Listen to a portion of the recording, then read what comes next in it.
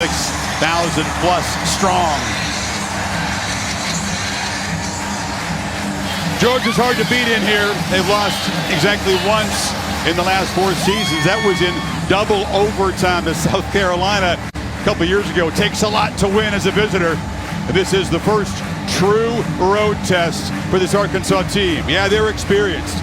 They got a bunch of veterans, but they haven't been in an environment like this yet this season.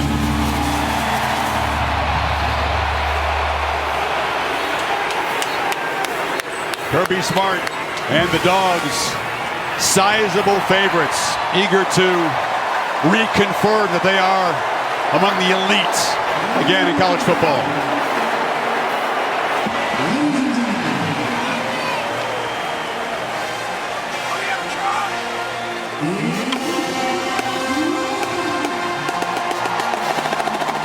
Beautiful place to be on a Saturday, Dooley Field at Sanford Stadium.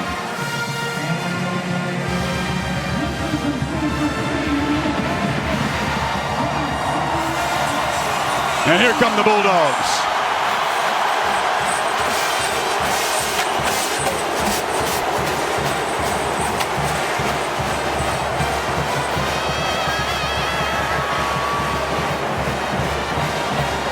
Glad you're with us for this high noon top 10 collision in the Southeastern Conference. ESPN College Football presented by Marathon in this presentation of the SEC on ESPN. Razorbacks, unranked, have rocketed into the top 10. Georgia sitting there at number 2 behind only Alabama. And welcome. I'm Chris Fowler. Kirk Herbstreit making his way to the booth.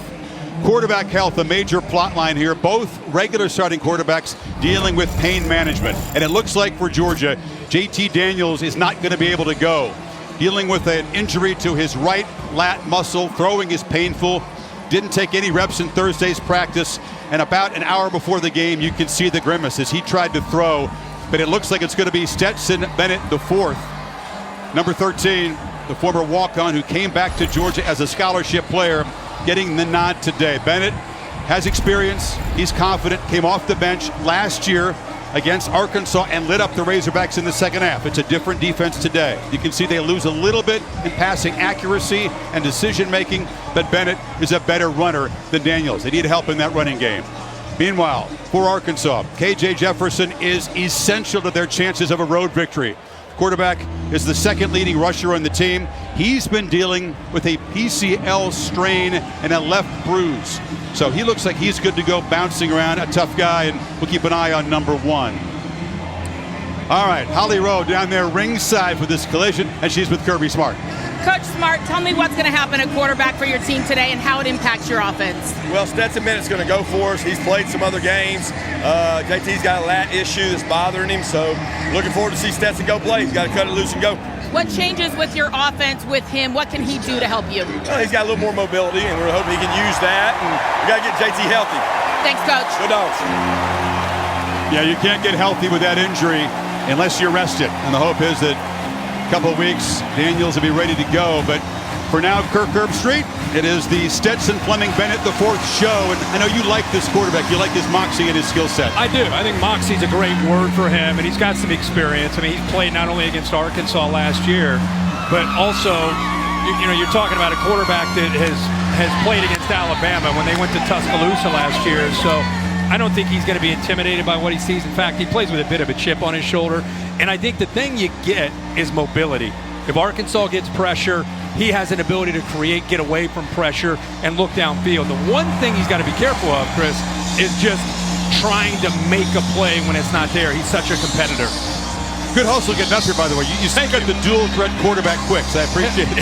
You got it. Arkansas won the toss. They deferred, so you're going to see Bennett and that Dogs offense right away. Kickoff man for the Hogs is Vito Calvaruso, and he typically creates touchbacks, and this one is boom, way out of the back of the end zone, landed in the hedges. So here comes Bennett, plenty of confidence as a thrower, maybe not quite as dynamic as Daniels. You said he has a tendency to press and throw the ball to the other team, and it'll be interesting to see how they call this game earlier. Todd Monken, a very aggressive play caller by nature. Absolutely, and I don't think he changes. He's not going to change his approach with Binnen in there. I think, again, the experience is big. He can make every throw. Actually has a stronger arm than JT Daniels, so it's the same game plan. They've got to run the ball against a very complex defense to be able to set up their play-action game today. He's actually played more in the last 3 games than Daniels has. It's a keeper for Bennett. Needs a block on the edge, gets one, and gets 9 on first down. So right away they set the tone. You got to fear the quarterback run with this guy in there. Yeah, that's what we were just saying, is the mobility all of a sudden is a different aspect of what Arkansas is going to have to defend. Now, Arkansas plays this 3-3-5. They're trying to keep all of the big plays in front of them, and they have 8 guys with their eyes on the ball, linebackers, safeties, and corners that are looking to chase down plays in front, running game and short pass game. It's a stout Arkansas defense. Top 12 in yards allowed. They're number 8 against pass. And Bennett's looking to zip it high in the slot. Ladd McConkey makes the catch, and in 2 plays, the Dogs are at midfield. Yeah, it looks like McConkey took a big hit there from the safety. Good read by Stetson Bennett on a run-pass option. Linebackers for Arkansas attack downhill, and that's what they do. Watch the linebackers. They get up close, so he goes right behind them and finds the tight windows that he'll have to throw in today between the backers and the safeties. McConkey, a slightly built freshman, goes 185. They're very thin at receiver. They really can't afford to have him out. I'm checking him out in the sidelines. Yeah, not a lot of depth. That's the one spot they've been really hit with injuries. White bursts up the middle, and they test the middle of that Hogs defense and rip off another first down. They're inside the 40. They are controlling the line of scrimmage. The big thing is you want to try to keep Arkansas balanced with your play calling, especially on an opening drive. Give them different formations and personnel groupings, and then let this offensive line get off of the ball and try to impose their will against this Arkansas defense, by the way, that's been really tough to run the football on. Nobody's scored in the first quarter against the Hogs so far this season. Dogs instantly threatening. White draws a crowd as he gets a yard around left end. Grant Morgan, the tackling machine linebacker, was there. I think what we've seen early in this year is Arkansas just flying to the football. Defensive linemen eat up all the linemen, and look at all the white jerseys getting to the ball. That's the thing about this defense. You have linebackers, and then you have these extra safeties that allow you to use more speed and just fly to the football to be able to chase down those ball carriers. Definitely fast. Can this defensive scheme hold up as the Dogs try to pound the rock up the middle? There's a second down throw, battle on the edge, and a flag comes in. And defending over there was Monteric Brown on Eddie Mitchell. It looked like to me he got his right hand on the shoulder pad to try to keep Mitchell away from the ball. I mean, he's locked up one-on-one against a true freshman. He's got both his hands. In fact, then at the end, the right hand grabs the jersey. I mean, he was all over him on the entire route. Mitchell, a long 6'4" freshman out of Texas. Pass interference. Defense, number 21. Ball be placed at the spot of the foul. Automatic first down. Mitchell's a big play weapon, averaging almost 18 yards a catch. Yeah, and with Pickens down, Chris, how big of a factor does he take on with that length, similar to a George Pickens? Of course, you have Burton also, who's a great vertical threat. But the guy you and I think everybody's been marveling at with Georgia has been Brock Bowers, the tight end, who's we'll see today, 19, a true freshman out of Napa Valley, California. Incredibly precocious start to his career here in Athens. He got a couple tight ends in the ball game. Then he gets to that quickly, and it's dropped. Justin Robinson put his eyes upfield, didn't collect the football. That's just a young player, still trying to feel his way. In fact, Todd Monken, when we were going over all his different positions and different players, he was talking about Robinson and just kind of settling in. He's got great size, great potential. He just needs to be consistent catching the ball, and that was an example of that right there. They'll rotate backs, and Zamir White, senior out of Miami, younger brother of Dalvin. Takes the ball, gets the block on the edge. He's quick. You can see the acceleration. The running game is going, and they got another first down. Burton, a good block on the edge. Yeah, Sawyer, 69, gets up to 27. He didn't make a block. He just walled him off with his body, 325 pounds, and got him to the edge. And when these backs get to the edge, boy, it gives this defense so much more they're going to have to deal with. Arkansas's got to do a good job of setting the edge and forcing these backs back to the inside. Dogs have not been super efficient in the red zone so far this season. There's White with a first down run. 19 trips in there, Kirk. Only 11 touchdowns. They've missed a couple of short field goals. That's something they want to improve. But that running game's still a work in progress from the backs. Yeah, and I also think with JT Daniels in there, you lose the mobility. So you're really relying on the precision passing of Daniels or the running game. And I think now with Stetson Bennett, you have a little bit more of a factor of the defense having to respect what he can do with his legs on the perimeter. Even Daniels a pretty chill guy, Kirk, but it's got to be killing him. That's where we go in this game. Yeah. Frustrating series of injuries so far this season. Cook motions out, empty backfield. 2nd and 7.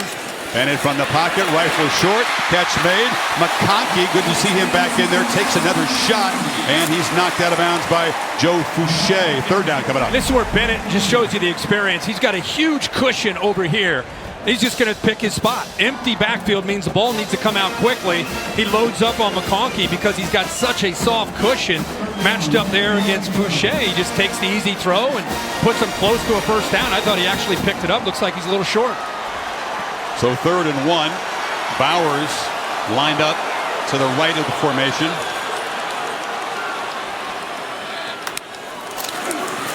White through traffic into the end zone. Opening statement drive by Georgia.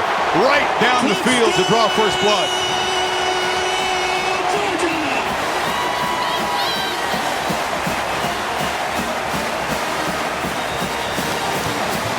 Impressive, Kirk. Yeah, what a drive by Todd Monken. Watch the left side of the offensive line. The tight end, Fitzpatrick.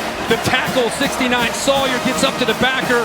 Just perfect execution. Georgia's got to be very excited for how this drive, 9 plays, 75 yards, opening drive to get this game started. Yeah, and just did what no opponent has done to Arkansas. Scored in the first quarter. 353rd consecutive PAT made by Georgia kickers. How about this? Bennett comes in at quarterback. This is the kind of running game Dogs fans have been waiting to see. Arkansas's first possession coming up.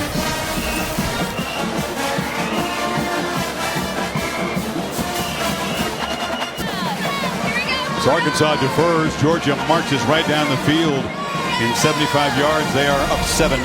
This is during our break. I love to see this. Stetson Bennett not only leads them down to a touchdown, the opening drive, he goes right over to Justin Robinson, who had that drop, and just says, hey, man, shake it off. We're good. This is early in the game. We're going to go right back to you. Shows his leadership. Jake Camarda, All-American punter, also handles the kickoff duties. This is A.J. Green. No relation to the former Bulldog receiver of the same name. And coverage is good, and they stop it short of the 20. And here comes K.J. Jefferson. All eyes on his mobility, Kirk, because he's been dealing with a pain management issue this week as well. He's got that bruised knee, and 245. I really think he's up to date. Weight is 255. He's got to be involved in the run game to be able to get this skill going. Play action pass. He's one of the best in yards per completion because they make big plays in their passing game, and it's because teams have to respect him running and these running backs finding creases to run the football. First play, Treylon Burks, their fine receivers in the backfield to the right of Jefferson. 2-back look. They're right in front of the student section. This place is juiced up. All start. Offense, number 78. 5-yard penalty. First down. They have not experienced this. It was a rowdy environment at AT&T Stadium, but they had half the place with their fans when they beat A&M. This is totally new for them. First time this offense has had to deal with it. Sam Pittman, he coached here.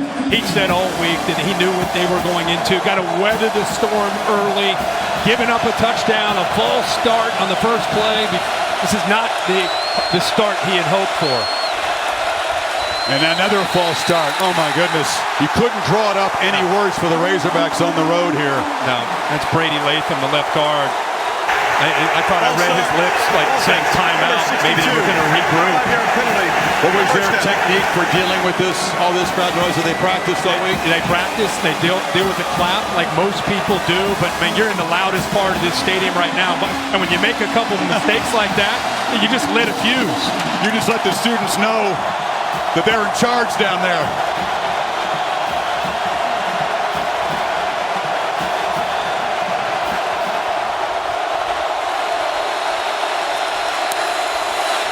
Well, they get the snap off.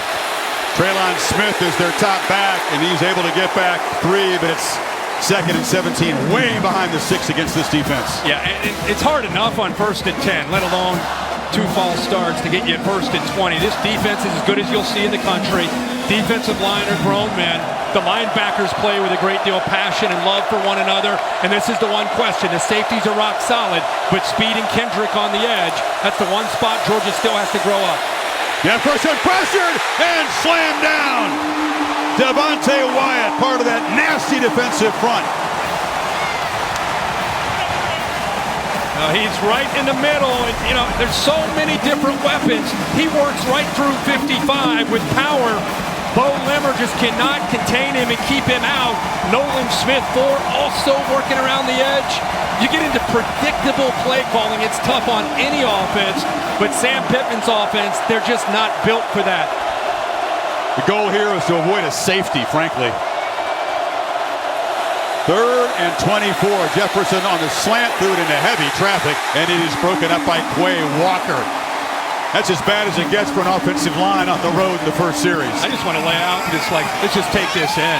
I mean, this is an intimidating atmosphere for a noon kick. Again, predictable play calling. Kendall Briles is the offensive play caller. You can only do so much. Those backers are dialed in. Quay Walker with his eyes up and a great spot to knock that ball away. And again, Pittman, who was the offensive line coach here for 4 years.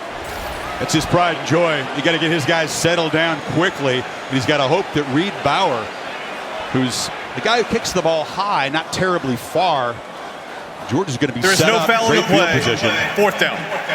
Barring something weird. Kendall Briles just wants to try to settle that offense down.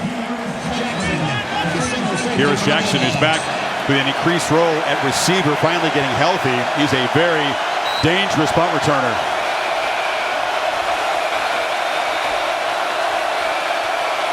Dogs come after it. Bauer does get a high punt away. Jackson's got some space. Receives it in Razorback territory. A flag comes in as he's tackled at the 41. So that'll spoil some of the field position. Like a push in the back or a hold call that'll go against Georgia and push them back. Check out today's Keys to Victory, brought to you by the Barbecue Guys, right after the call from Jason Autry. During the return, illegal block in the back, return team. 10-yard penalty from the spot of the foul. 1st down. Chrissy, keys for Arkansas. We better update these right now. Right now it's handle the adversity.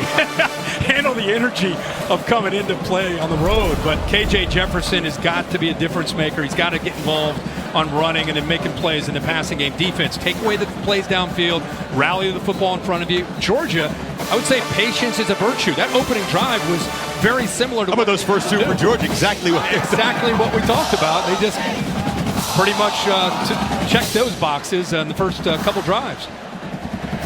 So again, Stetson Bennett, if you joined us late, he's got the call today with JT Daniels unable to go with that lat injury on his right side.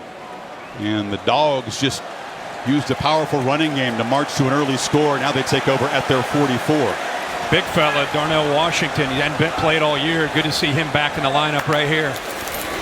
Massive sophomore tight end from Vegas. They run to the right side. That's James Cook into Arkansas territory. Morgan stopped him. Well, Arkansas right now, the adjustment that Barry Odom needs to make, there's Washington, great to see him back, is they've got to commit these safeties. They've got to get numbers up. They've got to shoot gaps right now with this defense. You cannot afford to give up 6 and 7 yards on 1st and 10 especially. They need to get Stetson Bennett 2nd and 9 and 3rd and 7. Right now they're losing the battle in the trenches. Kendall Milton and Kenny McIntosh, 2 more backs in the stable in the game. And this is McIntosh, who's a versatile back. We'll probably see him catch a couple out of the backfield. That time rolls for a first down inside the 45. It's just right now, I think Georgia was confident with all the talk about Arkansas and what they're doing. They felt that their offensive line could just lean on this defense, that front of those 3 front defensive linemen, and get up, climb up to the linebackers. And so far, that has most definitely played out here early in this game. Matt Luke, the former head coach at Ole Miss, took over for Pittman. He coaches the offensive line here. And off inside of Milton. They're just keeping these packs fresh. Here comes the rotation early. And it's just a surge. You know, your line's doing a good job. The tight ends are rotating in. We've seen Bowers. We've seen Washington. John Fitzpatrick, 86, with a great block there on the edge. And again, look at the yardage on 1st and 10. And that's going to open up eventually. You're going to get these safeties that are starting to think about defending the run. You're going to get some one-on-one shots, early down play action. Take some shots downfield eventually when you're running the ball like that. Right now, though, the running game is working. Georgia fans think, let's just stick with this. Old school. Cook makes a cut, but draws a crowd and is tackled for a 2-yard gain.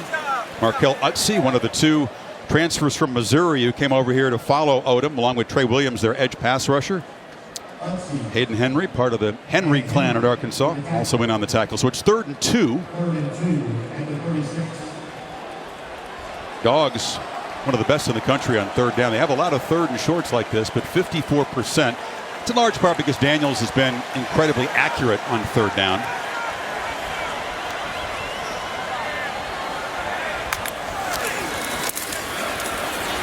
And they swarm. White this time. No gain. Henry again penetrating along with Jalen Cattle on the safety. So a decision now. 4th and 2 for Kirby. Oh, that was a good call by Barry Odom. A twist up front by Utsi confused the offensive line and forced him to bounce that. And once he went to the outside, that's the speed of the Arkansas defense. Now you got a defense that's been on roller skates so far. A chance to perhaps make a stop and change momentum in this game. Huge opportunity for the Arkansas defense. About 1.5 yards. White is the back. Burton in motion. And they run it straight ahead. Broken tackle. White gets the first down. They had a chance to grab him in the backfield. Catalan couldn't do it. And you hear the Zeus serenade for the running back. Yeah, Catalan did have a chance working right here. That was the guy they were trying to get free. Actually, the 2nd level. Catalan was at 2nd level, was able to get down inside there. Just an arm tackle. Looked like his mouthpiece or something popped out during this play, but he picks up the first down. It's hard to get White down with an arm tackle. He's a guy that has 0 yards lost rushing this year. Has not been stopped behind the line of scrimmage yet. McIntosh is now the back. Clean pocket for Bennett. Lofts it downfield for the running back who makes the catch and is knocked out inside the 5. That's the skill set of the junior from Fort Lauderdale. They clear out with Mitchell to try to open up the wheel. See Mitchell right there, 5. He's taking the corner with him. And then they knew they had the back slipping out of the backfield. Great execution. What a throw. You just dropped it in the bucket, as they say. McIntosh carries the football for about 1 yard, and the flag is down. They go tempo, and I think they caught him trying to substitute Arkansas with 12 men on the field. That's tough, though, Kirk. You get a play, you want to get your goal line guys in there. Yeah. No chance. Yeah. Yep. Too many men on the field. Move it a little bit closer. Well, they couldn't make that tackle on that 4th and 1 play, and you somehow knew that was trouble. Legal substitution. Defense. 12 players on the field at the snap. The penalty is half to the 6th goal. First down. Pittman's team in danger, going down 2 scores midway 1st quarter here. Todd Monken knew exactly what he wanted to do by trying to clear that out down the sideline and then slide his back. Knew that he would be able to get right behind Henry. See that? Perfect design. And how about the throw by Stetson Bennett? Milton is the back. Didn't play last week because of his shoulder problem. Good to go this week. And he'll be stopped short of the goal line. Ridgeway, one of those transfers, the former Illinois State Redbird, clogging the middle. 2nd down. And you touch on Ridgeway. That's what Oh, they're bringing a big fella in. Comes Jalen Carter. Yeah. Nose tackle. Often plays fullback in these goal line situations. Bringing that's a lot of weight coming in to lead a back through a hole. I've just talked about Ridgeway and Utsi and Trey Williams. Such a different group from Arkansas now with the transfer portal. Look who else they get in there. Jordan Davis, 99. They got 2 nose tackles. Yeah. 2 of them in the game. And Sam Pittman saw that. He said, Wait a minute. all right, no way, Kirby. We got 7 300-pounders in the game. We better talk about this. Dogs threatening to build in a 7-point lead.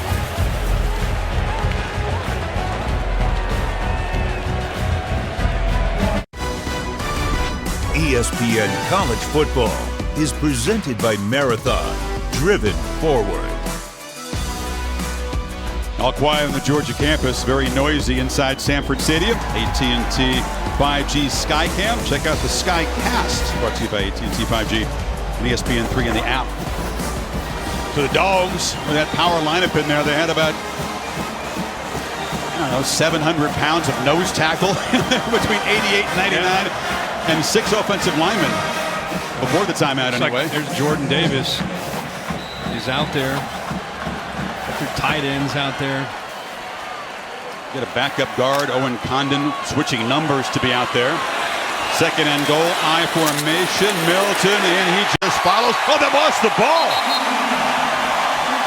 And he's in the end zone for a Georgia touchdown. All that beef. Not much Arkansas could do about it. No, he run to the left side. The big fella's on the right. This opens up over on the left, but just for fun, let's keep an eye on what Jordan Davis does, just to remind you what he can do. He just leans on people, but a great push on that left side to open that up. And Jalen Carter was in there and helped out the defensive nose guard. They're ripping at the ball. Milton was able to hold on to it. And Georgia, 2 touchdown drives behind a powerful running game. They sprinkled in with the occasional pass, but they have been pure power in the first quarter with Bennett at quarterback.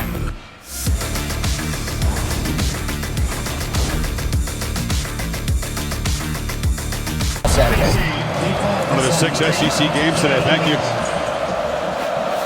Dogs in control here. Hogs have run 3 plays and they're down 14 points, and they even muffed the fair catch in the kickoff. And good Lord, yeah, going to be backed up again. Chris, let's go back to this. I was so caught up with Jordan. Let's see what Jalen Carter does. Watch this block on this touchdown. 1, 2, a third. That's a domino effect. That's a nose guard coming in to help out, and just, oh my gosh, what a block.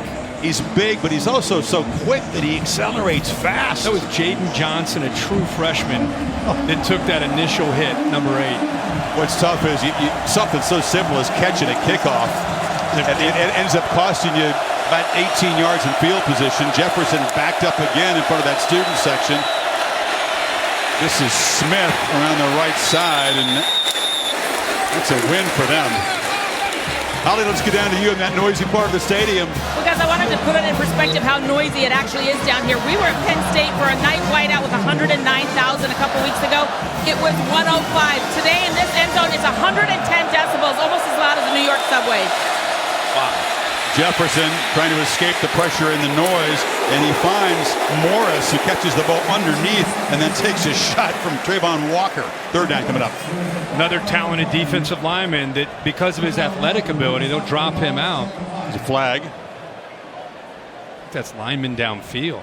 Yeah. Penalties have been a problem for Arkansas. Eligible receiver downfield. Offense. 51. Penalties half the distance to the goal. Repeat. Another mistake with this offensive line, and they are really backed up now. Not much Kendall Briles can do. Sometimes with run-pass option, you get linemen that get downfield. You see the right side. Center that time, Stromberg working downfield, thinking it's a run, and KJ Jefferson pulls it because of the defensive read that he had. Can't draw it up for the Hogs in the early going. Behind the 6 again, with the students roaring in their eardrums.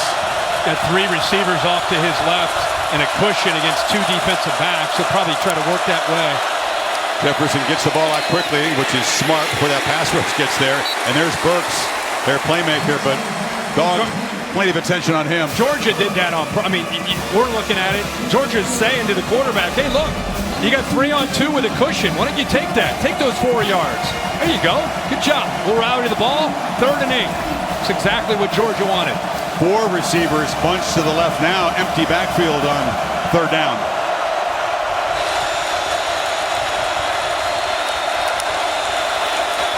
Jefferson looked like a run all the way.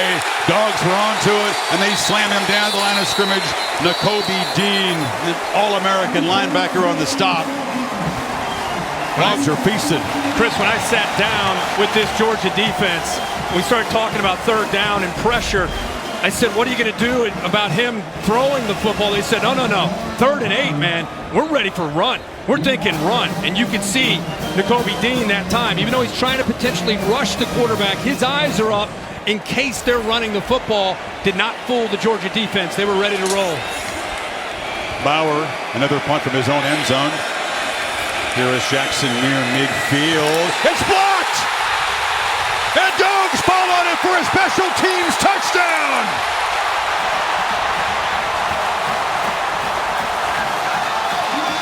Zamir White, the running back, on the recovery.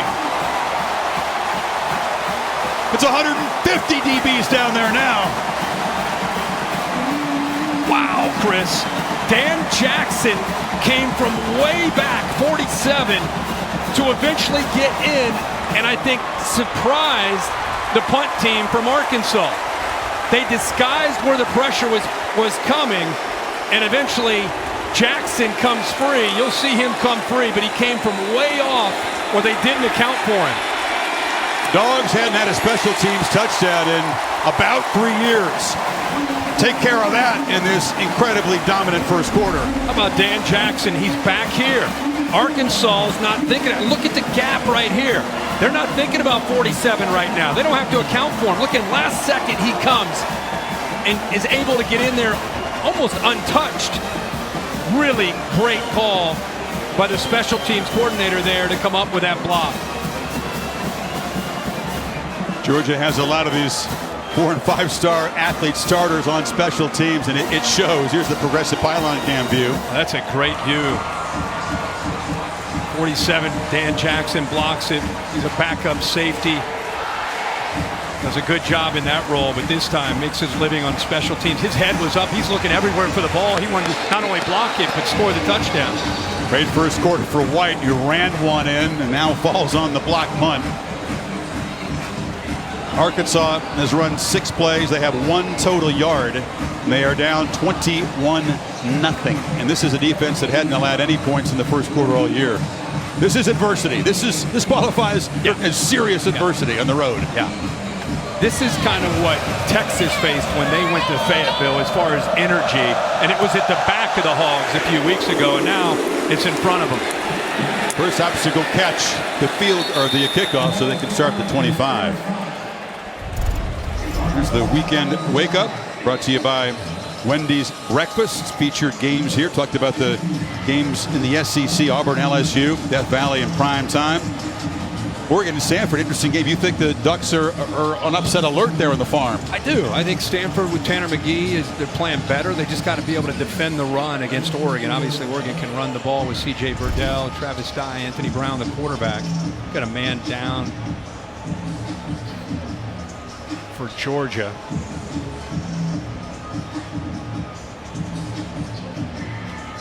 Looks like you're stretching out the leg, the hamstring there.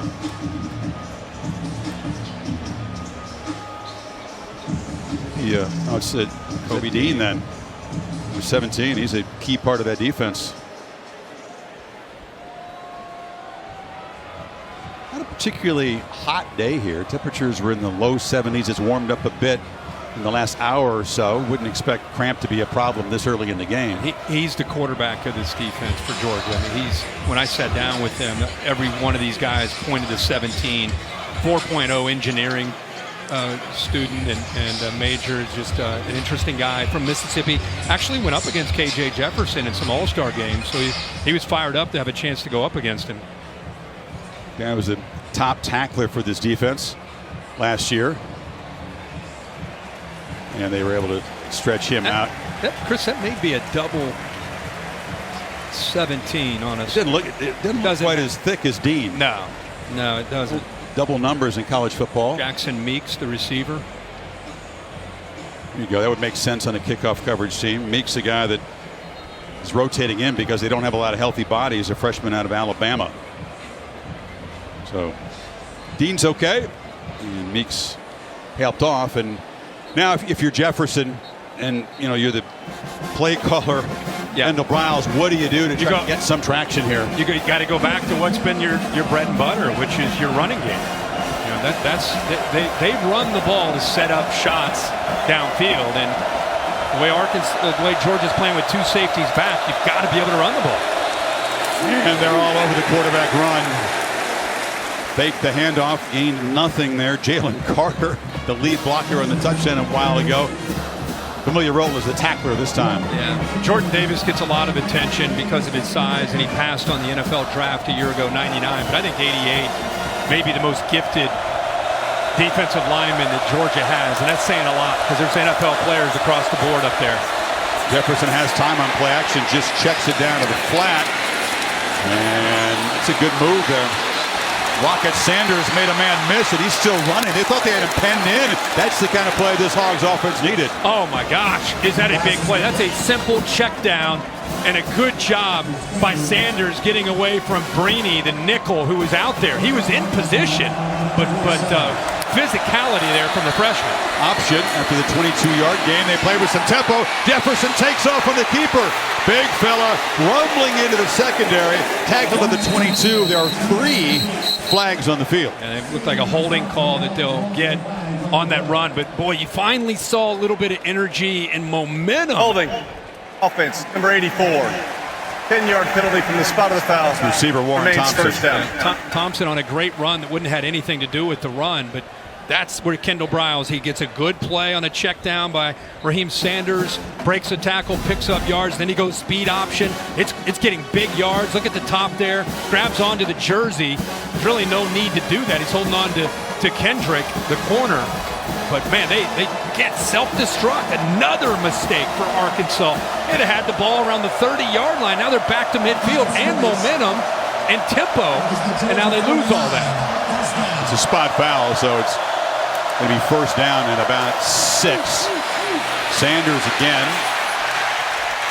Raheem, but they all call him Rocket. He's out of Florida.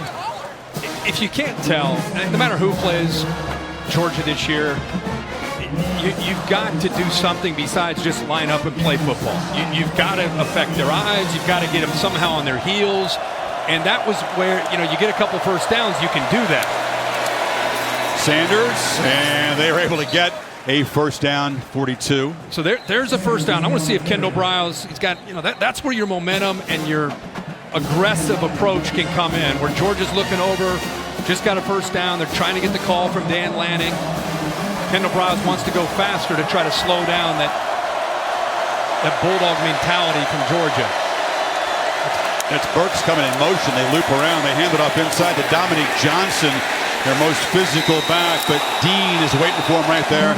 Gained about a yard. Looks like that'll be the final play of the first quarter.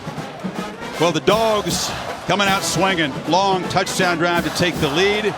Good field position for the second touchdown drive. Block a punt and recover it.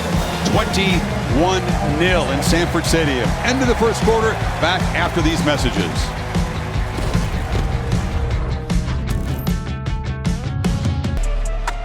And welcome back. ESPN College Football presented by Marathon. This presentation of the SEC on ESPN.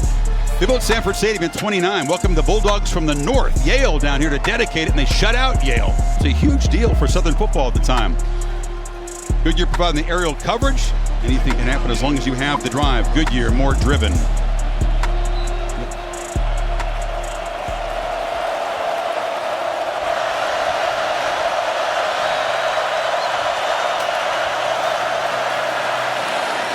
In the flat, Burks, they've just got to get him loose. He's just got to have yards after the catch if the Hogs are going to have any success today. Yeah, well, it's tough when this Georgia defense provided by the Kirby Smart, Dan Lanning, the defensive coordinator, got them in position. Their eyes are in the right spot. Christopher Smith, that time 29, reacting so quickly. Got a quad formation up top. Some big bodies over there. Jefferson runs it and breaks the tackle. Barrels over a couple of defenders and leans down to the 25-yard line. That shows you what he can do in the open field. So the reason they go real quick here with the quad is to get him over just a little bit. And by moving him over, it allows the center to get up and then enough room to get the first down. 13-yard run. Burks in motion. Dominic Johnson is the back. And he's got the football. He's tough to tackle as well. He got about 4. They never do get him to the ground. Channing Tindall, top tackler this year. Stop. Arkansas catches a break there. The left guard, Brady Latham, moved early. Was not caught there by the umpire or any of the officials. So instead of a 1st and 15, they get some positive yards. All they said, Sam Pittman said, if we can get 3 yards, we want to live in 2nd and 6 and 3rd and 4 all day. They've been going backwards on first. Yeah, exactly. Got to stay ahead of the sticks against this Georgia defense. The speedy Sanders is in the backfield. Play clock at 2. Sanders has it, and they've got him. Falls forward for a yard, drawing the traffic. Nolan Smith came around the edge to grab him. Yeah, watch. We just talked about Jalen Carter, his athletic ability, swim technique. Gets around, uses hands, helps close off. And how about the speed, as you said, of Nolan Smith? There's just so much size and speed and attitude up front. That's well put. Size, speed, strength, attitude, smarts, all of it. And love for one another, which helps out with a great defense. Need 5 on 3rd down. Jefferson pump fake. He was going to run all the way. Dogs were all over it. And they slam him to the ground. That's big Jordan Davis up to about 360, but still moving around pretty quick. 4th down. He wanted to get the ball out quickly to Kern, who was coming over from the right side. See him work. 87 works over, but it's covered. It's taken away, so all he can do is try to create. Now, he's not twitchy. He's 255 pounds. You can't allow him to build up speed, which they took away right away, and nowhere for him to run. Cam Little, a true freshman kicker who is perfect for his career. 8 for 8 so far. That's the curse. Misses for the first time. Nothing going right for the Razorbacks on the road. Drove it 55 yards. Stopped on 3rd down and come up empty.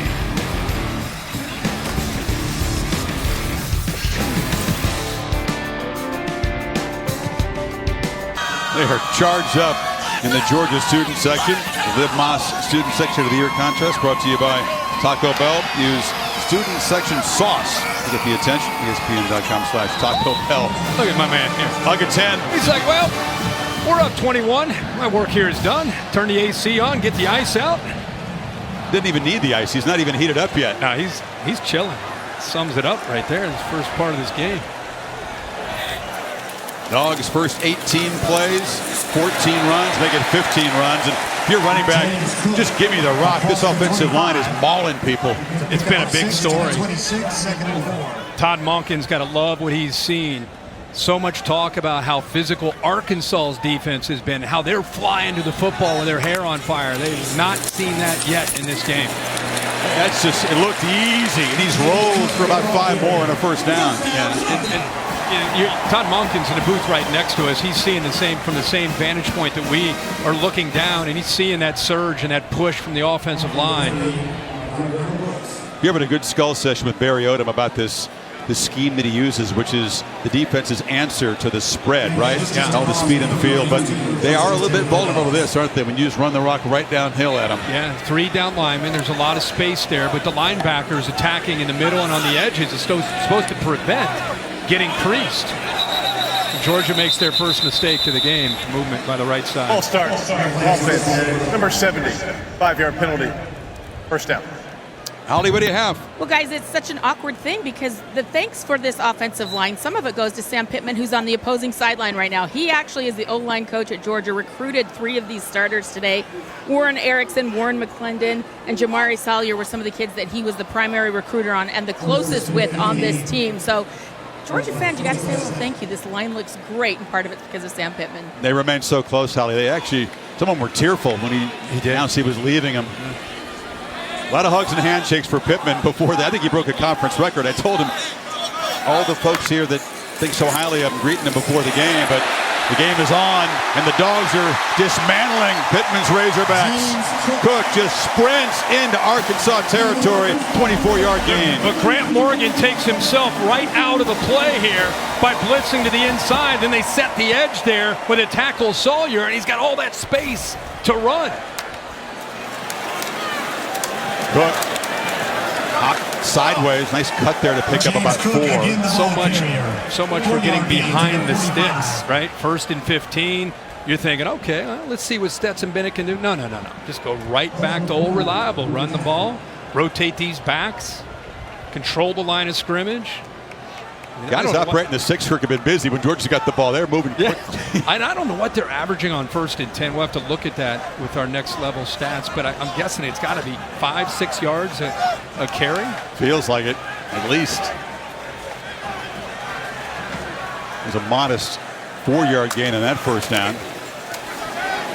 And you know it's coming. White barreling forward. It's just hot knife through butter at the moment. Here's the offensive line that Holly talked about.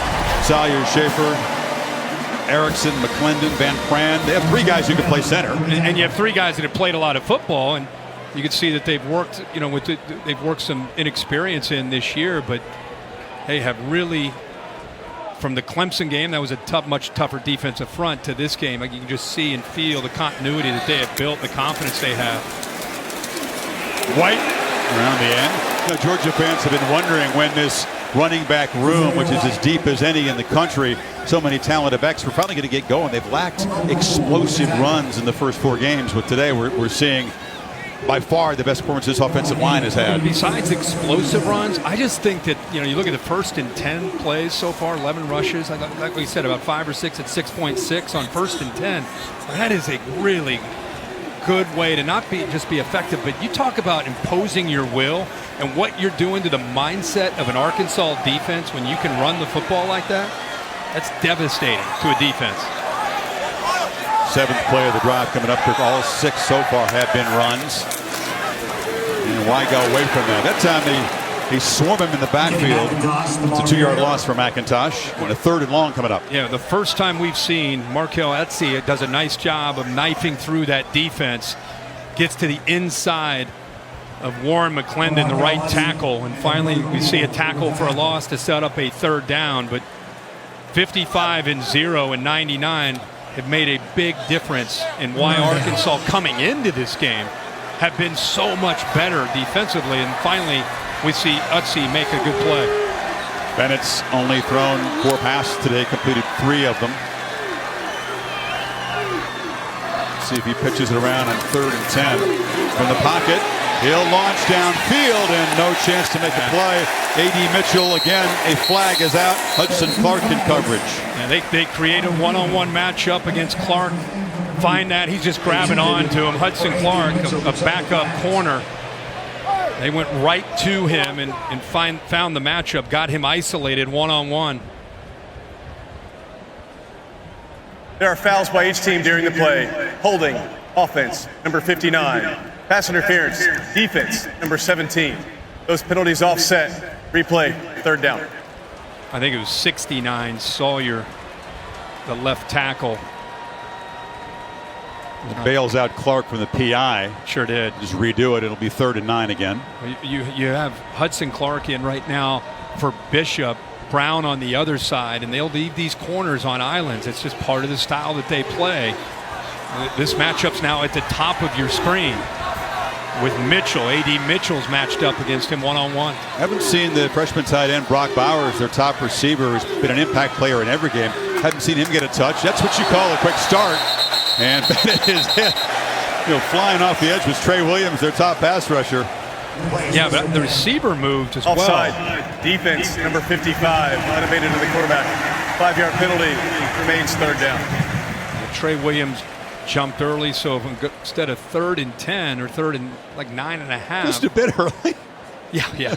He just jumped it. He's trying to get a get off there, which is what he's known for. Right, that's an example of a defense pressing, right? They've been moved around, out-muscled so far. Williams trying to make a play that would kill the drive. Instead, it's 3rd and 4.5 now. Because there's Bowers, who you talked about, moving a little bit. Bennett fires downfield. He tried to get it to Bowers, instead threw it into traffic, and it was broken up by Simeon Blair. Wow, Simeon Blair, I don't know how he dropped the football. I mean, if you're going to get back into a football game, you got one-on-one chance. You know that you're going to get the ball probably thrown to 19, tight window. He tries to squeeze it in. That's the one thing with Stetson Bennett. He'll look great, he'll look in command, and then he'll put one in traffic. And Blair, he goes in the air. He's got his hands on the football. I don't know if his teammate Clark did him any favors. He may have helped break it up over there. So instead of the pick, it's a 46-yard field goal attempt by Jack Podlesny. They call him Pod, and he drives it through. Everything going right for the Dogs, including special teams dominance. 24-0.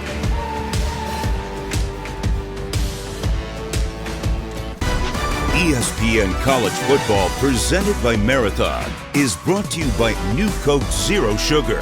Now even more delicious. Well, the Bear on game day, Chris Felica, let's just say he's not surprised by what we've seen so far here. He likes Georgia's chances of an emphatic statement win, and it's 24-0. Bear? You guys have been giving me a lot of grief about giving you old historical trivia questions, so we're going to keep it in modern area. If your mind can work last 5 years, this will be good here. So today's Aflac trivia question: since 2017, Georgia has 9 Alabama wins versus top 10 opponents, which is tied for third. I'm going to say Alabama. Which 2 teams have the most? Alabama, Ohio State would be my off the top of my head. They played more than Clemson. But Bear's not going to throw out. There's a trick. Maybe there's a trick to pity. Now let's go back to Matt Berry for an update from the studio. Hey, Matt. All right, gentlemen, AT&T 5G studio update. Duke and North Carolina playing football. Who wants to win the ACC? Well, Sam Howell, nice little toss there. All North Carolina, 21-0. Bear, I know the answer, but I'm going to let Chris and Kurt go for it. How many little help we can get, Matt? You can help long distance. Matty Berry, you can always assist us when it comes to Bears questions. Matt, all right, awesome. Calling a game on Thursday. Man in the studio today. Passion for college football. Now it's getting a little desperate for the Hogs, down 24 here to make something happen. A.J. Green is the back. And the Dogs, it's his turn to get slammed hard after a 1-yard gain. Yeah, you're right. The backs, they try to rotate backs. A.J. Green is a true freshman who ran a 10.3. He's got a huge future. 200-pounder, probably maybe their best overall back, just young. To run a 10-3, you got to get out of the starting block. It's been hard. Jefferson on the run, a low throw, and a nice catch made there by Warren Thompson, but his route didn't take him to the marker, so it's third down. No, but they get him away from pressure, roll him out, easy throw, throws it low and away. You're right, they're short, but at least it's third and short, which is where they want to try to execute, obviously, so it gives them a much better chance. Oh, no, it was third and short. Now it's 3rd and 7. Did you see the movement by Georgia? All start. Offense, number 78. 5-yard penalty, third down. Dalton Wagner, the right tackle. There was late movement by Georgia. Remember, it's third and short. You're communicating. You're on the road. Look at 78 on the right. Just moved. Just barely flinched after that movement from Georgia as a group. It made him a little uncomfortable. The calls are being changed. You got all this noise in this stadium. There's a lot going on for those offensive linemen. And you feel for him, but I don't know if an O-line can play a worse first half than this group has. You're right. Got 4 receivers off to the left of KJ Jefferson. They've used some of that to try to run him, but Georgia, I'm sure, aware, and they'll bring Green back in. Dogs with only 2 down linemen. They get it in the flat, and no chance to make a play flying up is Darian Kendrick, the former All-ACC corner at Clemson, to make the tackle on Green. Well, that's a great job by 11, recognizing the motions, the indicator. He sees that. He knows they're going to try to block. Really poor execution on Arkansas's part. I mean, they left Kendrick alone. I don't know if they expected Green to beat him, but there are a lot of red jerseys flying to the football, but it started by 11 getting out there and setting the edge. Once again, a false start penalty killed the chances. Went from 3rd and 2 to 3rd and 7. And so here's Pete Bauer, has been way too busy. It's a low kick. Jackson lets it bounce a couple times and tries to field it. A risky play. And he's going to be slung down for a loss. And Georgia will start back at the 27-yard line. TJ Hammonds, the running back, down on the special teams tackle.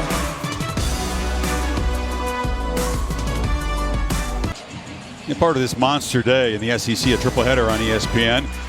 6 o'clock Eastern time. The Gators ranked 10th. Go to Lexington to take on Stoops Wildcats. And then Auburn in Death Valley to take on LSU. Both games on the ESPN app. So good divisional play. What a great day of college football. There's our man, Lee Corso, had all his predictions ready. He had Georgia today. He wants to take a picture. We'll see he'll take a pic. He picked against Arkansas. He's looking to be correct at the moment. Has Lee ever met Tusk, that gnarly old Razorback, that live mascot they have? I don't think so. I don't think he'd be hugging him. Oh my goodness, slammed in the backfield. Kendall Milton met hard by Zach Williams. Boy, that's a nice job of getting off blocks and being able to get into the backfield. Bringing those linebackers. Trey Williams just kind of uses defensive end, bends around the bigger Sawyer off the edge of that defense and is able to penetrate. That's what these guys do. Tackles for loss. They're coming into this game top 15 in the country. They like to get you behind the sticks and force you into some obvious passing situations. Haven't been able to do that the entire game. Not at all. 2nd and 11. Bennett drops back.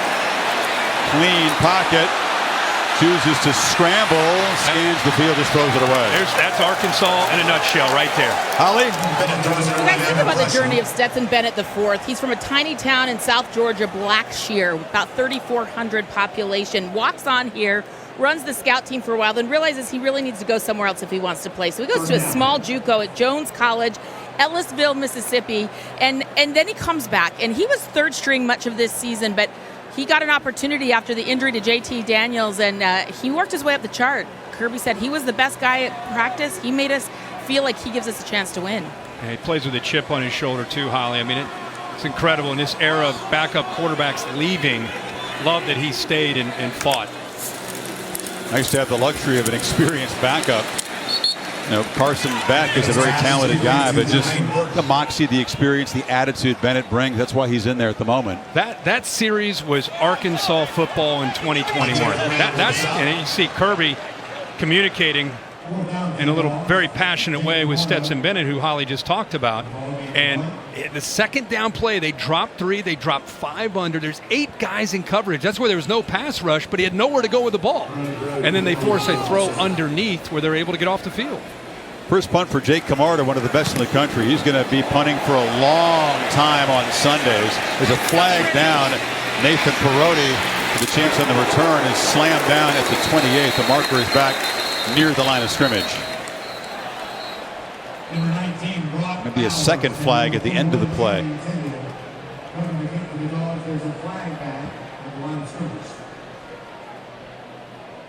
Daniels in a helpful role on the sidelines there, looking at lending whatever he can to Bennett.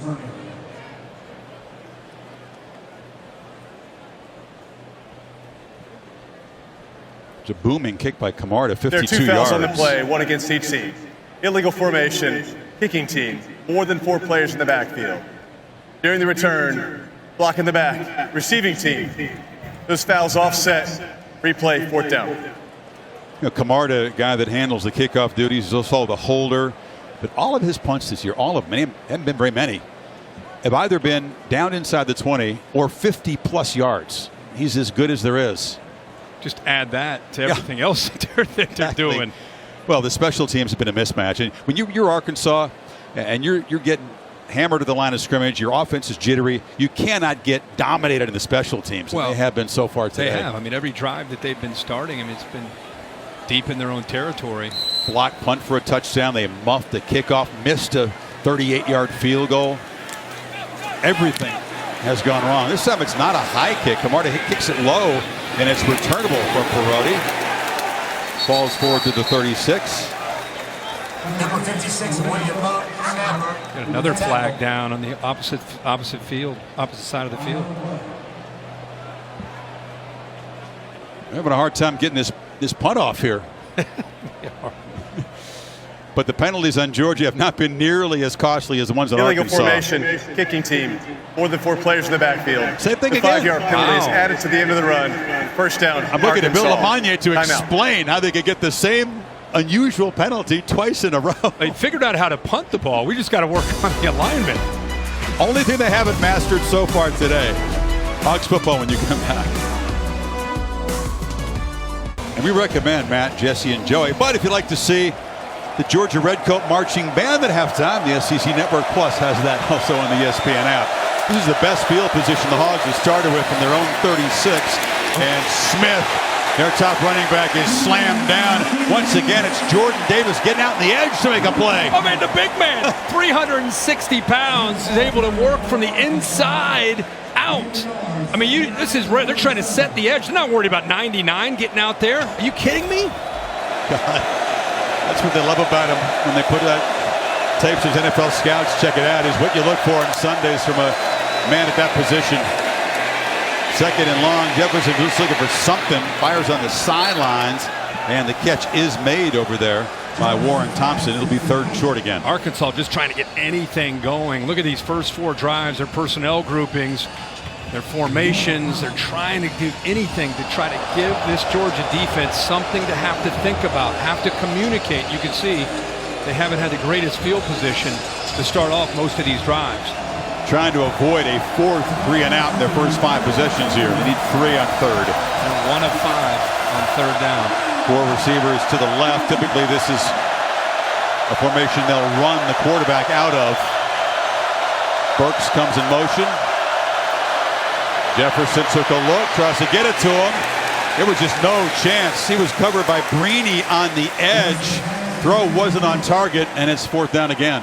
Yeah, what Kendall Briles has done as a play caller with KJ Jefferson is still picking up this offense and getting comfortable. Game still moving fast. It's a good effort there by Burks.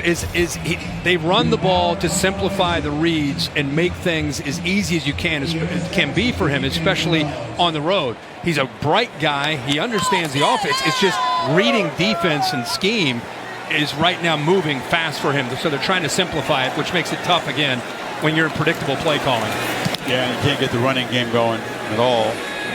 Bauer, his best punt so far. Garrett Jackson driven back and makes the fair catch at left. Been a while since we had the athletic trivia question from the Bear. I was pretty quick on the guess there. So you say Alabama. I'm going to throw out. You said Ohio State, maybe Clemson. Well, Kirk has kind of caught on to the little trick here with the athletic trivia question. And today's answer: Alabama is the team tied with Georgia with 9. Number 1 is LSU. Number 2 is Ohio State. How about that? Almost kind of a trick. Yeah. Obviously, you got to be ranked in the top 10. You got to play in a conference where you have a lot of opponents ranked in the top 10 or get to the playoff. Yep. Dogs have 2:17 before half to add to this lead. Zamir White about a yard up the middle. Man, this has been a run-heavy scheme. Bennett hasn't had to do a lot. A couple of nice throws, but 4 of 7. 23 runs out of the 30 plays they've run. And you talked about Arkansas and the challenge of coming in here in a road game and dealing with a very talented Georgia team that seemed to be on edge. I mean, the coach has said the jury's out on this team. We got a lot to prove still. They're proving a lot here, but Arkansas also self-destructive. Yeah, I think self-destructing. And Georgia, to Kirby's credit, his staff, they came out with a plan, and they're executing that plan on both sides. Stetson Bennett, he hadn't been asked to do much because they've been able to run the football. Now, Barry Odom is a great defensive mind for Arkansas. Let's see what kind of adjustments he makes to try to help his defense defend the run. Only so much you can do, right? I mean, if you're getting manhandled up front because of just plain physicality, that's one thing. but you got to try to come up with some answers to outnumber the box and get those safeties. Yeah, you can't make the adjustment of putting 12 or 13 out there. He'd like to do that. Yeah, that would be helpful at the moment. Can't do that. Can't do that. They need penetration. You know, they need to get into that backfield. And there's a pre-snap foul. Georgia's kind of lost their focus a bit themselves. Ball start with this big offense, lead. Number 3, 5-yard penalty, second down. It's on White, the back. And Kirby knows it. They were so impressive, so dominant. It was all so easy for him. And a few mental mistakes here in the second quarter. Sometimes when you jump out and it is easy, you do lose some of that focus you came in with when people were questioning you. And, you know, being around that defense the other day, you could almost feel that people were doubting them, that's how they felt anyway. And they came out with a super focus. If a team believes it, it's real for them. I mean, they started in the top 5. It was a powerful one by White. They're up to number 2. They're blowing people out. I don't know how you could feel disrespected. But well, I think it's with all the talk about Arkansas, all the positivity about Arkansas, coaches can somehow turn that into you're being doubted. You know, and so far, Arkansas, they have not helped themselves. It's the opening drive. Georgia scores, and Arkansas has a couple of false start penalties. They drop a kickoff. They get a punt block. It was almost like what could go wrong next. They finally moved the ball a little bit, have a chance to get on the board, and the great kicker misses a field goal. So it's just been great Georgia, but Sam Pittman, I'm sure, is frustrated because his team is self-destructed in many ways in his first half. Georgia, meanwhile, scored in their first 3 possessions. All scoring drives were 9 plays, plus they got that block punt for a touchdown. Don't forget, he said on our call this week with myself, you, and Holly, I want to see how we handle adversity. You know, whether you lose a game or you're in the middle of a game, we're going to get adversity in this game. I want to see how we handle that. And you're in a big stadium, you're on the road, really a true road game for the first time. Things aren't always going to go our way. How are we going to respond? They can get a stop here. Get a good chance to produce some points before halftime. They use their timeout to preserve time, and now Bennett running, and he's going to be knocked out of bounds. It's right near the marker. Hayden Henry forced him out. It is a first down, Georgia. That's what he brings to the table. You know, they're going to take away everything downfield, which is where all his receivers were. There's nobody open. So with JT Daniels, he's got to throw that ball away. And with Stetson Bennett, he's able to keep that play alive and utilize his legs and quickness and pick up a first down, keep this drive alive. Yeah, so much for the Razorbacks having a chance to get the football in good field position. That was everything that they wanted, took away every receiver, and now you just got to get to the quarterback. Milton met right away and wrestled down by Bumper Poole. Solid, smart linebacker, one of my favorite names in the sport. And Todd Monken, I'm looking over at him wondering if they're comfortable with just kind of working the clock here. And he's got a little bit more urgency now and energy about his play call. Let's keep an eye on him. He takes a shot. Yeah, I mean, his hands were moving. But they still look like they're in chill mode. Yeah, all 3 timeouts, not spending one. Play clock winding down. See if they lull the Hogs to sleep. Now they just hand it off inside. Milton falls forward, and still no urgency here. Content to be up 24. Yeah, and Todd Monken responding to what Kirby Smart wants. I mean, they're up 24. Kirby obviously feels pretty good about the way his offense is playing. I mean, it's not for the faint of heart or the easily offended. A practice with this guy, yeah. It's wild. Yeah, I see you and I back there in the background. Everybody, yeah, they're just next door over to our left right here. Next door to us. Todd is an interesting character. He'll use the entire vocabulary to make his point. How can I put it? Yeah, more subtly. Well, the Hogs defense, that's not the stop they wanted, because now Georgia can just run this clock down. But they do make a tackle. It's 4th down. You know, Bennett got the call when Daniels couldn't go with that lat injury. Hasn't had to do much besides show poise and leadership. Let the big fellas up front move the Hogs right out of the way. A powerful running game for Georgia. They rushed for 139 in the first half. Excel in special teams, and they are routing the underdogs from Fayetteville. End of the half here. Time now for the Lexus halftime report. Eager to hear Matt, Jesse, and Joey with an update from around the country. Guys? Once again, a misfire. I'll tell you, we talked about Sam Pittman's credentials. Offense, number 78. 5-yard penalty, first down. As an offensive line coach over the years, many places, he's made 17 moves in 35 years. He coaches the big guys. Besides being disappointed, Kirk, he has to be a little bit embarrassed by how his guys have played. And on the other side, a bunch of Georgia guys that he mentored and recruited, they come in inspired by Pittman's presence here, and they're playing their best game. That's a good point. But are you kidding me? Start the first play of the second half. Now you got to be 1st and 15. Now it's 2nd and 15. Wyatt was giving chase. It's like deja vu. It's the exact same place on the field, and they have a false start by the right tackle, Dalton Wagner, and now they're trying to get away from Wyatt, who's chasing him down. He just has to throw it away because of penetration by 95. That's exactly how the game started. Wagner's had the hat trick so far. 3 false starts for the big right tackle. Traylon Smith out of the backfield. Jefferson looked that way and instead throws it downfield. A leaping attempt made there by Burks. Couldn't come up with it. Again, Kendall Briles getting him away from the pressure. Move that launch point. Use the tight end to try to help you out. Give you a little bit more time. Actually, a really nice touch on that football to give Burks a chance. He goes up with that right hand, but eventually Lewis Cine, 16, gets there and knocks him away from the football. That's what it's going to take. Maybe a circus catch, something spectacular to complete a pass against this Georgia defense downfield today. And another flag pre-snap. Now the center was leaning back. Again, they're having a hard time, even with the clap, trying to hear that through this crowd. He was anticipating the snap. Illegal He was just snap. sitting back. Offense, number 51. 5-yard penalty. Every team prepares for noise. You got to simulate it as best you can. It's nothing like the real thing, obviously. Yeah, and here he's waiting to hear it. Watch the center. He's waiting. Is he clapping? Is he gonna clap? 5 yards. Now it's 3rd and 20. 3rd down has been a nightmare. 1 for 6. Most of them have been very long. Well, they throw it underneath, and that doesn't work either. Blake turned the tight end. Another flag is down on the play. It was on the near side.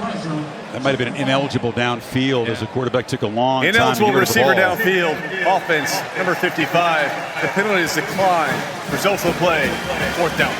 Razorbacks have 110 more penalty yards than their opponents coming into this game. It's been a problem, but not quite to this degree. Make no mistake, this has a lot to do with Georgia's team and their defense, obviously, but a lot to do as well with this atmosphere, being on the road for the first time and pressing and being, I think, just flat out nervous. This Arkansas team looks rattled so far in this game. 5 3-and-outs and 6 possessions. They're shifting around. Remember, they had a punt block for a touchdown in the first half. The Dogs going to come after it again. They do. This time Bauer gets it away, but it's ugly. Really ugly. Rattled, nervous, all of the above. Things like that. The kicker missing a kick that he makes. It's a chip shot, that he never misses. All those things are just adding up. Thankfully, Holly Rowe not rattled on the sidelines down there. Well, guys, you're exactly right. Sam Pittman came out of the locker room and said, everything we're doing is wrong. They're jumping on us right now. We're making mistakes that's only making it more loud down there. He said, we have got to start throwing the football more. They're able to just tee off defensively. We need more space. He said, listen, the pressure's on Georgia. We've just got to be able to drive it down the field and put some more pressure on them. They're going to use first down throws more on that you'll see in this offense. And they did that in that last drive. It just got messed up because of penalties. Yeah, another penalty, another 3-and-out, an ugly punt, and Georgia starts in plus territory. The 46. It's like deja vu, right? And the whole thing has been tilted in whatever direction Georgia's moving. Cook breaks the tackle at the line and, again, gets about 6. And I'll tell you, the body blows that they endured in the first half with what Georgia didn't throw it all over the place in the first half. Georgia ran the ball. And play after play, they consumed clock, body blow, and then you're not getting any help from your offense. You just wonder when that can start to impact the tackling and the mental, the mindset Arkansas's defense. Cook near the marker. You know, Kirby Smart loves boxing. He got into a whole boxing conversation with us yesterday. He says, in boxing, weight class matters. If you can be a heavyweight against a welterweight, you can throw those body blows. It can accumulate. This was almost a first-round knockout, but they've continued to pound away. White again. And this is just an average first down play for them today. Moved to 6 again, 5-6 more yards. Again, they're just getting such a good push up front. Normally you would say from the left side, because that's the strength. 54 Schaefer, 69 Sawyer, but it's really been across the board. They have done a really good job. I keep bringing up the tight ends. Don't want to exclude them from this because they have a lot to do with just that push that you're seeing.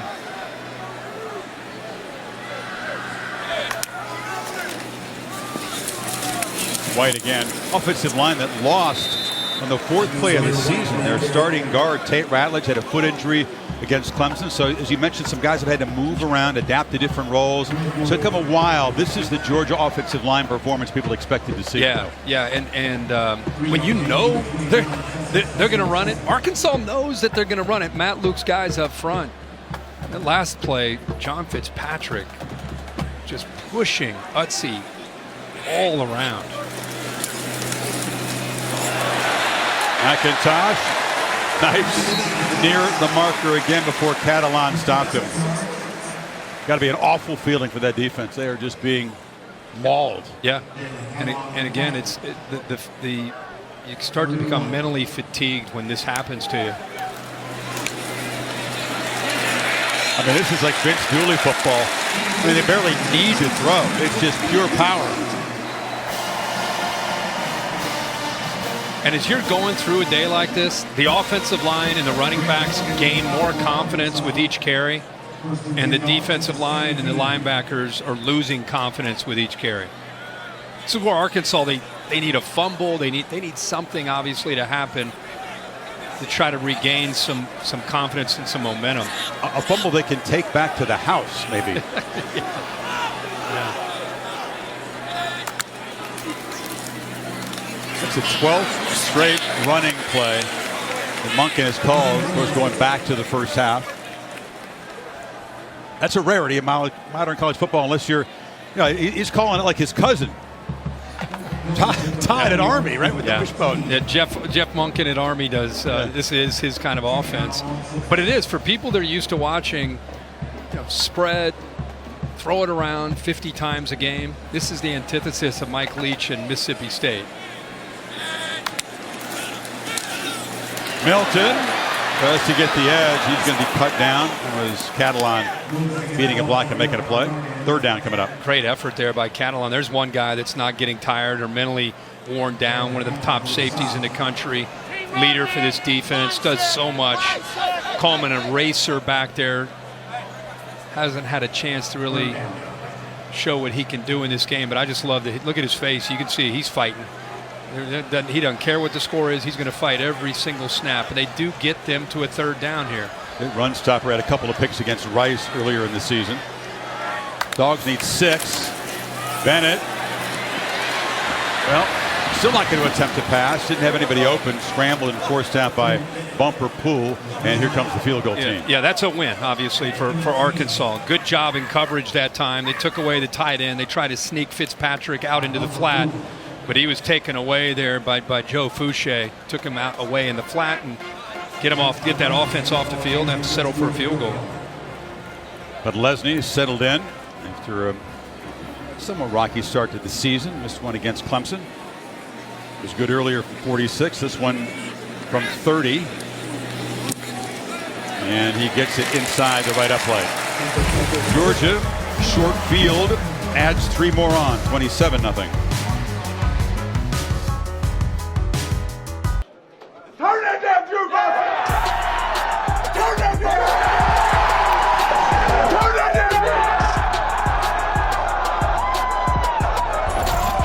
damn! September was a dance party for Sam Pittman of the Razorbacks.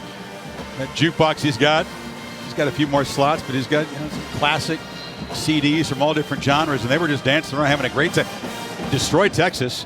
got past Texas A&M, which has been their nemesis. Yep. Come in here ranked in the top 10. Nobody expected that a month ago, but it's been a little bit of a Razorback reality check today. They've become, coming into this game, kind of a media darling nationally and a big story. I think people expected them, it'd be a tough ask to come in here, but a lot of people thought it could be a very competitive game. Oh, they got the dogs' attention, that's for sure. Arkansas not really used to being in the top 10. 2012 was the last time. Started 4-0 in 2003. You picked the music for all these. They would lose 3 in a row under Houston Nutt. I'm all right with all these different genres. Yeah, there you go. Just but ask. the jukebox had been unplugged for the moment by this Georgia football team and this crowd and Arkansas miscues.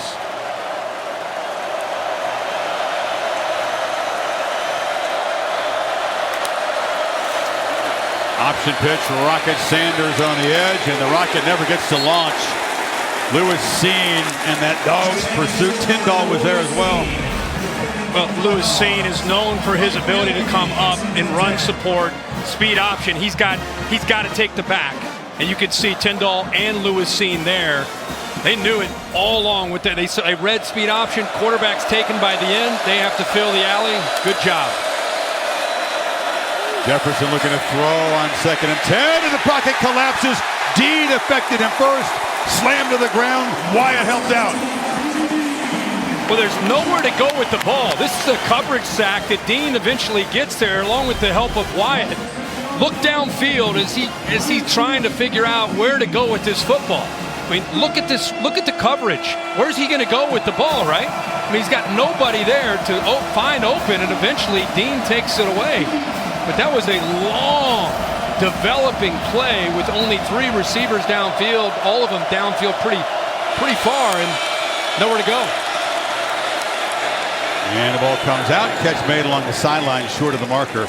Yeah, on that sack. That's a freshman running back, Sanders. That's a tough ask for him to block Dean, who's a great blitzer, elite blitzer. Yeah, one of the best blitzers probably in the country, especially on 3rd downs when the quarterback's back there. How many times did he blitz DJ Uiagalelei for Clemson? I mean, 15 is the answer. He was back there all the time, pressuring. Yeah, he's got a good feel for it. It's one thing to blitz and have speed. It's another thing to kind of have those instincts and savvy to feel how to get there, how to time it up. Well, another punt.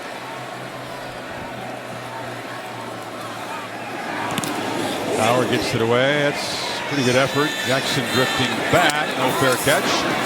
Eludes one man of the 18, and the pursuit grabs him at the 20.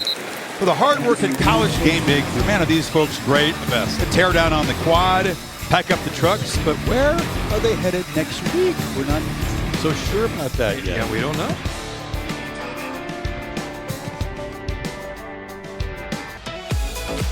Goodyear Blimp providing aerial coverage, making the plays that move you forward. Goodyear, more driven, above the 10th largest stadium in college football. About 93,000 here at the start, making noise. And there's the prize, the ultimate prize. National Championship Trophy presented by Dr. Pepper. Semifinals on New Year's Eve. Championship game in Indy. And Georgia fans certainly hope they're going to make their 2nd appearance in that championship game. Heartbreaker to Alabama 4 years ago. It's the last play on the punt. Look at Lowen Smith. It's a small thing. He's doing his job, right? It's just kind of an illustration of the way this game has gone for Georgia and how physical they have been in this football game.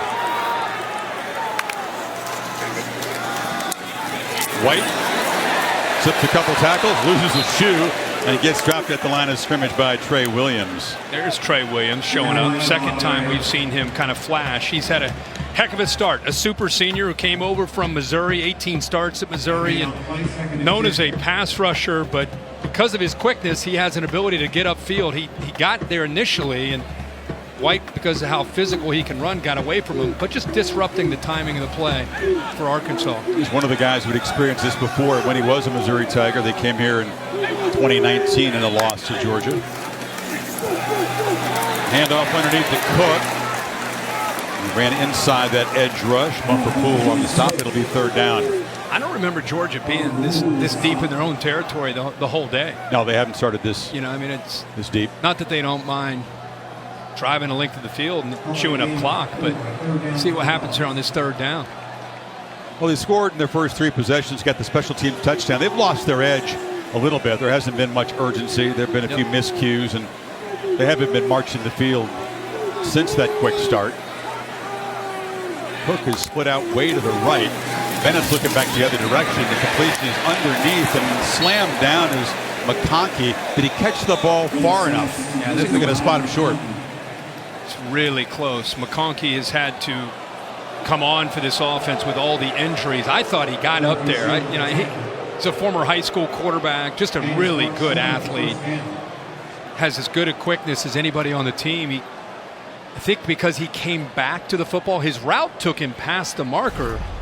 He gets past the marker, you see that, but then he comes back to the ball. Boy, he's right there, but that initial step after, maybe they said he came back, but man, he was clearly across the line when he caught the football. Flag down to the punt. I don't think the spot was great, Cook, but it wouldn't have made a difference. He was still short of the marker. Did Georgia clearly going to punt the ball? Did Georgia have too many in the backfield again? We had two times they called that in the first half. Remember that? Kirby? Oh, yeah. Illegal formation. Oh, my kicking gosh. team. More than 4 players in the Holy backfield. cow, third the 5-yard time. penalties added at the end of the kick. First down. Third time. This is Will Muschamp, former Gamecock head coach who coordinates the special teams. Here it is. Yeah. Not on the line of scrimmage, I guess. No, the receivers, you can see the personal protectors. You essentially have the 2 edge players. Well, they'll get that worked out for next week's game. 3 times. I mean, Kirk and Bill Lamagna are fired up for a teaching moment. Yeah, well, we got 1, 2, 3, 4 in the backfield, right? And then, Bill, is it here or at the Gunners? Yeah, they're going to leave those wideouts alone, but that tackle and that guard are way too far back. Okay. The man was excited about illegal formation and a punt. And Bill Lamagna, we could have a whole clinic here perhaps as the third quarter unfolds on this obscure rule. Well, it's just rare to see such a well-coached ball club, right, Bill? Like Georgia. Have 3 different times where they've had an illegal formation. And the thing I say is sometimes those are game interrupters, but they were a foul. A couple carries here for Rocket and Sanders. They're up near midfield. There is UGA 10. All of these UGA mascots came out. He comes out. The Seiler family down there in Savannah. You know, this guy's been on the job since about 2015. A lot of wins under his belt. He's not the original Bulldog. You know, Yale has that guy called Handsome Dan who's been around since the 1800s. Incomplete as a flag down on the far side. They've just tried to get the ball to Traylon Burks all afternoon, and why not? He's their top playmaker, and he has been blanketed. It's been tough to find him in space. Holding. Defense. Number 29. 10-yard penalty from the previous spot. Automatic first down. Chris Smith guilty of the penalty there. That's the first major penalty for the Bulldogs. This is down there in the southwest corner of the stadium, the UGA Mausoleum. All of them are memorialized, and it has their one record, kind of what they've won and lost under their watch. That's cool.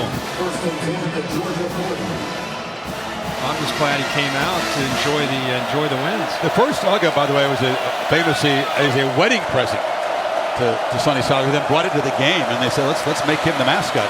You ever get a wedding present as a Bulldog?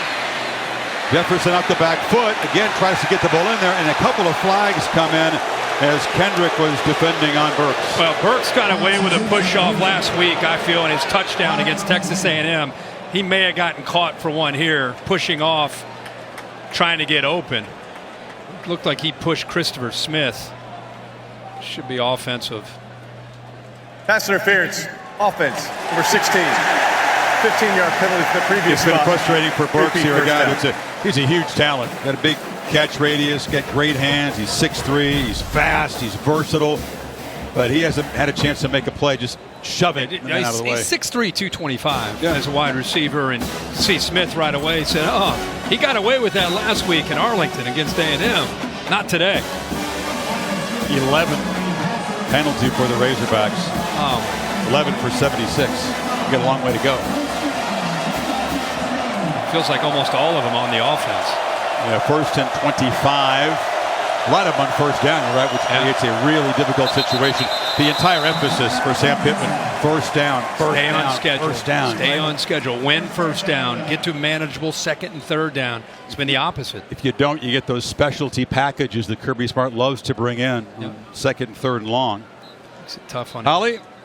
Well, guys, you were talking about Uga, and I just wanted to let Georgia fans out there know he did come out of his house. He took a stroll at halftime, but they brought out the Dr. Pepper National Championship trophy, and he went right up to it and started sniffing around it. Really? I'm telling you, he felt so at home and so comfortable. I got a little chill down my spine. I was like, I don't know. Is he trying to tell us something? They were close to it 4 years ago. Holly, he's getting comfortable with it because he's feeling it in his future. It was natural. It was so natural. Holly, how about him looking at the camera there, like, just back off a little bit. Don't get too close now. You know, it's a cool day when he's not straddling spread eagle on the ice bag. We've seen that. He and I don't do well in the humidity. It's a mess. You and him both have air conditioners 4 inches away from you, though. We do, yeah. At all times. Wherever I go, I take it with me. First than a mile. Technically 25. They're going to run it, and Green's going to get nothing in the middle. That has been shuttered, not open for business. Look elsewhere today. Obviously a great strength, the size, the power, the scheme itself, just hard to run for anybody in the inside of this defense. These defensive linemen don't just eat up blocks, they get off of blocks. So they're not letting you get up to the linebackers who are getting downhill quickly, and they also make plays. Kid that comes in averaging 261 on the ground, has 48, and it'll be less than that after the sack by Nakobe Dean, who hammered Jefferson from the blind side. Well, the pre-snap movement, this affects the communication. Watch this defensive line move. When they move together, that offensive line has to adjust, and by the time they adjust, here comes a blitz with the 2 middle linebackers. And that is so challenging, not to mention you're on the road, and you got a true freshman running back, A.J. Green. It's expected to take on the best blitzing middle linebacker in the country. Man, that is a tough ask. Dean's one of the best, but it's a team effort. 9 different dogs have a sack this year. That's a lot through 4 games, folks. Jefferson this time has protection and then checks it down. Completion on the sideline of the tight end, Blake Kern, and he gets some of the yards back, but nearly enough. They had to go all the way to the. I tell you what, though, Georgia just lost Kern. I think they just thought he was in on a block. They went man, and a lot of the defenders went downfield. And if nothing else, it gives their punter a chance to try to pin Stetson Bennett, the offense, inside the 10. Qualifies as a small win. The Arkansas offense. I mean, again, the penalties early in a series just dooming the drive. Impossible against this defense. Put yourself behind the 6 and expect to succeed. Bauer drops the point, kicks it very high, and a fair catch made by Jackson at the 6-yard line. Tomorrow, Sunday NFL Countdown. We're in Foxborough ahead of the Bucs-Patriots game. There's a couple of storylines involved in that one. There, neither guy being very talkative about the Brady-Belichick matchup. And then Monday Night Football in Los Angeles. The Chargers against the 3-0 Las Vegas Raiders at SoFi Stadium. Raiders doing a great job. Steve Levy and Louis Riddick and Brian Greasy doing an outstanding job on ESPN. You got the Mannings on ESPN2, so you got whatever you're looking for. But yeah, it's been fun. That Chargers team too. How about the job they've done offensively, just continuing with Herbert? That offense has been great. And when you're a young quarterback going to the league, it's all about the fit, right? All about the guys you got around you. And Herbert's got a good situation. We've seen so many rookie quarterbacks really struggle in the NFL. Yeah, the fit. Yeah.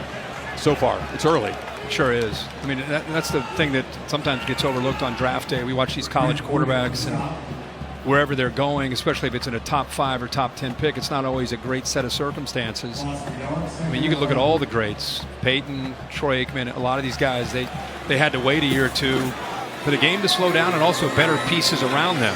Trevor Lawrence, Zach Wilson experiencing things they never experienced in college. It's kind of part of it, though, you know? Cook kind of cutting and navigating his way. Catalan tackled him. Well, usually these linebackers don't let ball carriers this year get outside of them. Usually they're able to kind of get that outside shoulder upfield and set the edge because the corner's gone. He's playing man, so if the inside backer pool is not able to get there, there's a lot of running room outside.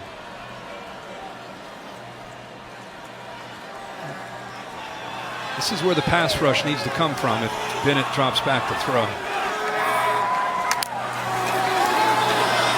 Bennett hasn't been pressured all day, and he's going to launch downfield. A couple of flags are down, and incomplete. Another flag at the end of the play. Burton was being defended by Catalon. Well, the Arkansas had a player just lined up off sides. And the safety that came up all the way up to the line of scrimmage to cover Bowers, he lined up off sides just playing man. That was one of the flags.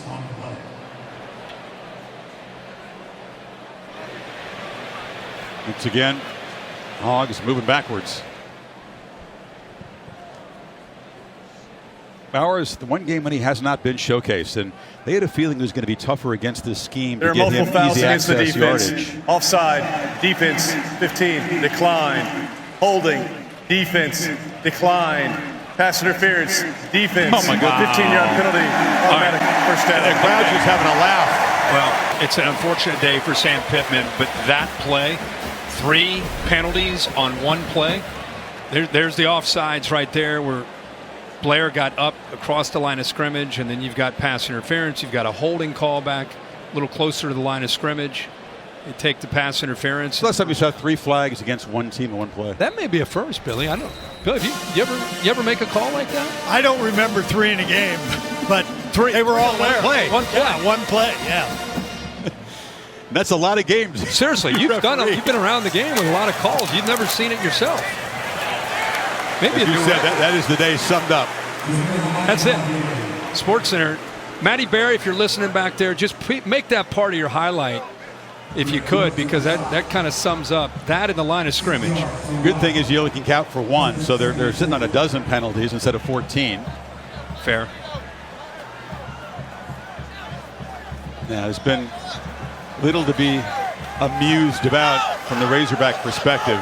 This was their first serious taste of adversity, and they'll take away a lesson from this game, but they're not going to be in the top 10 any longer. Jackson makes the catch. It's another first down. And let me just say this. If you've not seen Arkansas play this year, this is a program that Sam Pittman took over. They didn't know how to win. And what they have experienced in his second year as a head coach, it was a newfound confidence. They're in uncharted waters where there's expectations and a high ranking in the top 10. And they beat Texas, and they beat A&M, and they deserve that recognition. But the lights got bright. They walked out on that big stage, and they're going to have to learn a valuable lesson about growing as a program after today. Bennett kept it and then just lofted it in the green grass up over the head of Jalen Johnson. You know, when you take a program that's been off the beaten path and you put them right on that big stage, it's probably like tennis. When you get all of a sudden on the big stage at the U.S. Open or Wimbledon, and it's a player that's maybe not ever been out there and they've been playing great, and they get out on that big stage. Yeah, you got Djokovic, Federer, and Nadal across from you. Whoa. It's not just the player you're dealing with, it's the energy of the event that you're dealing with. And Arkansas, I think, has had to deal with that. Very different sports, my true loves, but yeah, your point's well made. I mean, in tennis, you're out there alone, but you're not getting hit. Right, but I'm just saying, I'm talking about the magnitude of walking out there on center stage. No, and until you've been there, you don't know. And it doesn't matter what the sport is. Yeah. They clearly tried to get ready in Fayetteville. But it's a learning. You know, they got Ole Miss next week. They got Auburn coming up. So, you know, you want to learn from this and move on. See if the Dogs snap it or if that's it for the third quarter. Well, that's it. Georgia tacks on a field goal. 27-0 in Athens. At the end of 3, 4 fingers in the air for the number 2 Get him up. team. Get him up, Chris. Student section party continues here. We're watching a presentation of the ACC on ESPN set for the fourth quarter in Athens. Now the next True South episode is going to come to you from here, the home of the Razorbacks, Lake Village, Arkansas. Hosts are going to stop off in a place known for its half pecan, half potato pies. Get that right, Kurt? Pecan. Pecan or pecan. Pecan, as they say there. Okay. Next Sunday, October 10th. Love that. 3rd and 9. Bennett, an empty backfield as we begin the final quarter. And once again, it's a free one because the Hogs jumped offside on the edge. It looked like Williams again. Flag is down at the line of scrimmage. Second time he's come out of the starting blocks a little early. Maybe another flag as well.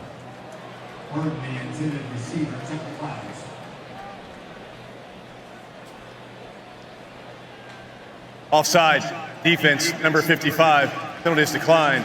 Holding, defense, 10-yard penalty for the previous spot with a legal forward pass that includes an automatic first down. Only 2 that time on Arkansas. Only 2 flags, well, except the holding. Brock Bowers on his route was he's about 10 yards downfield and just gets locked up. Just the defender just grabbed onto him and held on. See him get downfield, 19 running his route and just held by Slusher, Miles Slusher. Bowers without a catch. Targeted just once today. Milton tries the middle. Look at that. Look at him just push the pile. It's 27-0, and the work is not done for this Georgia offensive line, just mauling people. Well, another great play that sums up this game. Look at this offensive line. Just pushing. They didn't hear a whistle. They're going to keep their leg drive going. You know who the All Blacks are? The New Zealand, like the rugby team. Oh, yeah, I've seen those. Yeah, I've seen They look like the scrum. It didn't have that feel. The guys looked overmatched. Coach Monken to our right here, maybe he'll simmer down a bit with 27-0 lead, seeing that push from his line. Unlikely. You think he's down 27. Reminds me of Coach Saban. It's worse when it gets ugly for the opponent. Look at Milton spinning, twisting, fighting. This is a team that is hammering their opponents and hungry for more. It's been a statement from the first series, and they're not done talking. No.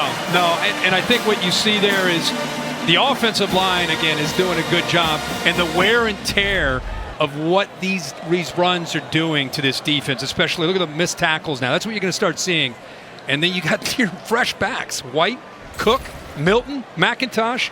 Just kind of keep rotating these guys in. Milton with the Ole and Mateo Sola that time. And that's Kenny McIntosh. Short game. Talked about the stable. It's been rare for a Georgia back to have as many as 10 carries in a game. They really do spread the wealth around. And because it's been run heavy today, this is the most action these guys have had, Kirk. 15 for White, a dozen now for Cook, 10 for Milton. They're loving it. Cook's the only one that you can see over 7 yards a carry. And they're approaching 100 more yards rushing than Arkansas typically allows in a game. It's 215 for the Dogs and counting. McIntosh. And this Georgia crowd, a lot of them are still on their feet, just appreciating what they're seeing. I think Stetson Bennett's loving it too. He can feel it being down there. Darren Brown, my spotter, team spotter, just had an interesting observation about the offense. Almost feels like they're taking on the personality of the defense. You know, the defense plays with that bully mentality. This offense today against Arkansas, just whipping them up front. It's been a while since they've reached the end zone. They've lost their focus a bit. You sense that some things were said on the Georgia sideline about this series coming out and reestablishing dominance, and it's worked. 11th play of the drive here.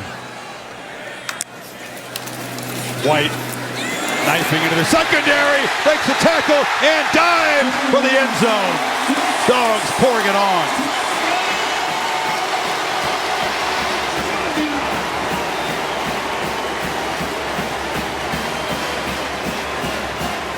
There's the hat trick for White, Kirk. Watch the block right here by the true freshman, Brock Bowers.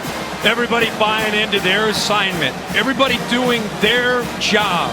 And when you have 11 guys on either side of the football, there's a progressive pylon cam to show you did not touch. Gets it across the goal line. But everybody doing their job in this sport, team sport, works out for you. It was a great look. You saw the leg power and the balance. Let's see if he did, in fact, keep it. It wasn't at the goal line. It was further back. Right. He kind of took a weird step. coming off of a potential tackle by Catalan. Look at here. Right here. Catalan hits him. I thought he might go down. Glad he's okay from that. Oh, no. No, the knee is up. That is an incredible example of flexibility and leg strength to keep that knee from touching. Flexibility.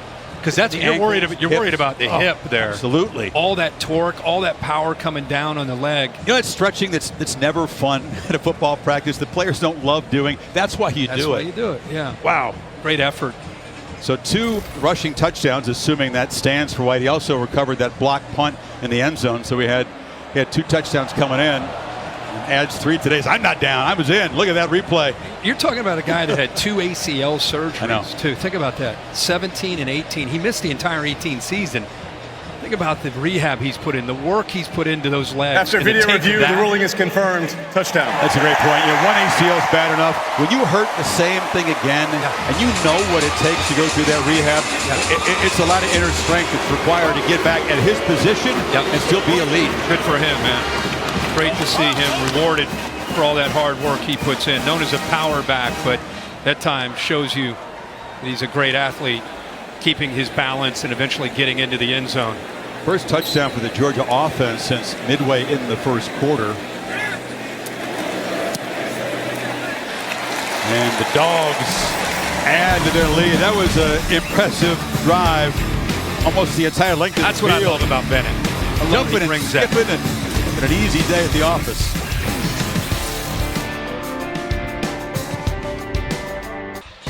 Bama Ole Miss warming up in Tuscaloosa. Then tonight, Florida Gators ranked number 10. A challenge in Kentucky. Gators about a touchdown favorite in that one.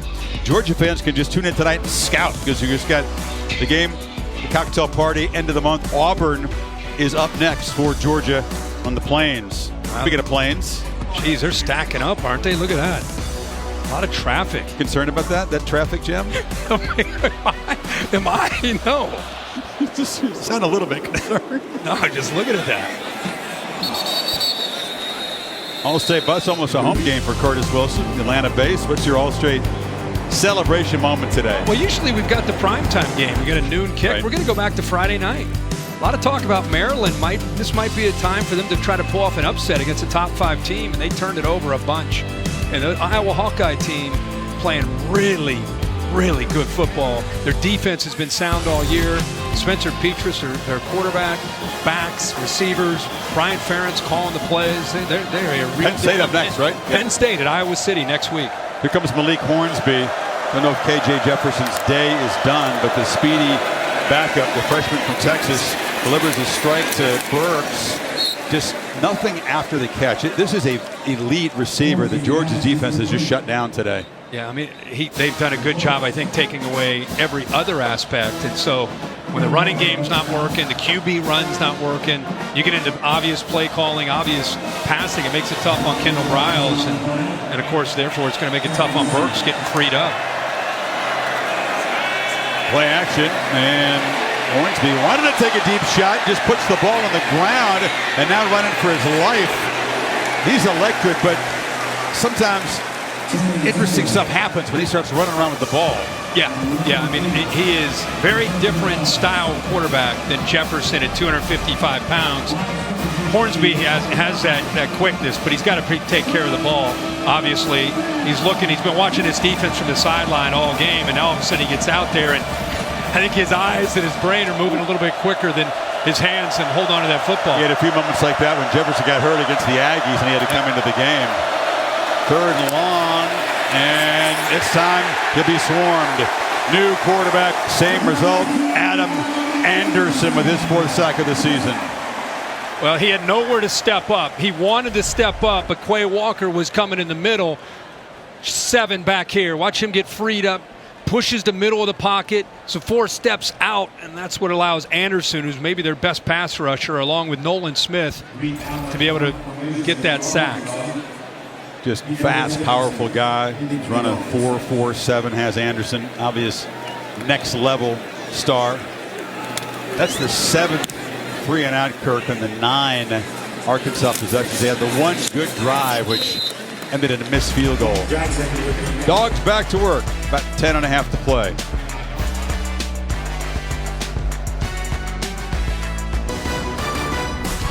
ESPN College Football is presented by Marathon, driven forward, and in part by Liberty Mutual Insurance. Only pay for what you need. Comprehensive performance by the Dogs, who ranked number 2 behind only Alabama. Kirk thinks number 3 Oregon's in for a challenge. That's this afternoon, coming up soon on ABC. Penn State has a primetime game at home against Indiana. I think Oklahoma, after our trip last week to Norman, at Kansas State could be interesting. Cincinnati, Notre Dame playing right now. Notre Dame, we just looked at Notre Dame, Cincinnati, Kentucky, and Florida. It should be an interesting game, too. I think Florida, Emory Jones playing a lot better. AT&T 5G bringing you the top 10. Dogs had a 93-yard touchdown drive the last possession. That's their longest drive of the season. Better field position this time, and that's just McIntosh.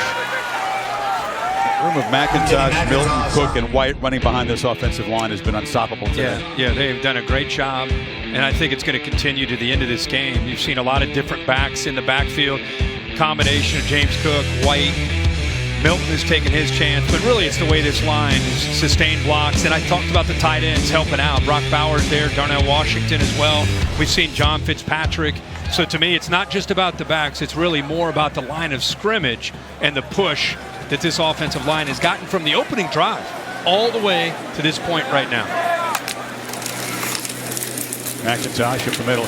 This will give people like Auburn, he's still plowing ahead, running really hard. All these guys are fresh and hungry to make an impact, and they have made one and then some today, Holly. Well, Chris, there's a lot of good Georgia fans watching this game today, but I want to give a special shout out. You did a story years ago on Game Day about all the fans in New York City who go to certain bars to watch the game. So there's a huge fan base at the American Whiskey Bar in New York City today watching this game. The commencement speaker from April for the University of Georgia, our friend Maria Taylor, and she's with my favorite fan, my son, watching the game in American Whiskey Bar. So we've got to give them a shout out.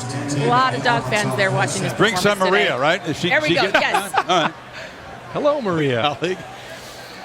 No, there's a sneaky good football scene in New York City, Kirk. You know that from you did Game Day there. Every school, Georgia included, kind of has their bar where the alums gather. They're displaced from the place where they grew up maybe, but it's their connection to home to watch their team play. Yeah, I was fascinated by that. A lot of these offensive linemen now checking out of the game and allowing the backups to get a chance. But yeah, I was fascinated by that.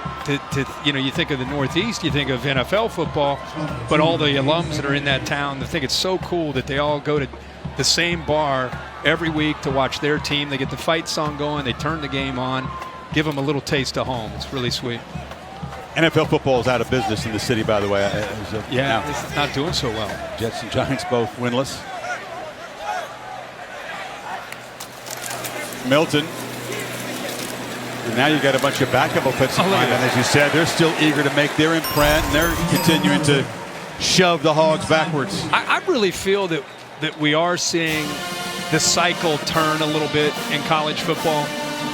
This era of spread it out, throw it every play, it's still there, but I just think we're seeing more teams recruit offensive linemen and want to win the line of scrimmage, want to be different. And so how do you defenses are building to defend the spread, get more speed on the field, less size. What do you do to counter punch? You build an offense that can establish the line of scrimmage and pound the football. I just feel like we're seeing more and more teams doing that. Edgen Edwards gets a touch. You wonder, Kirk, I mean, is this a massive turning point?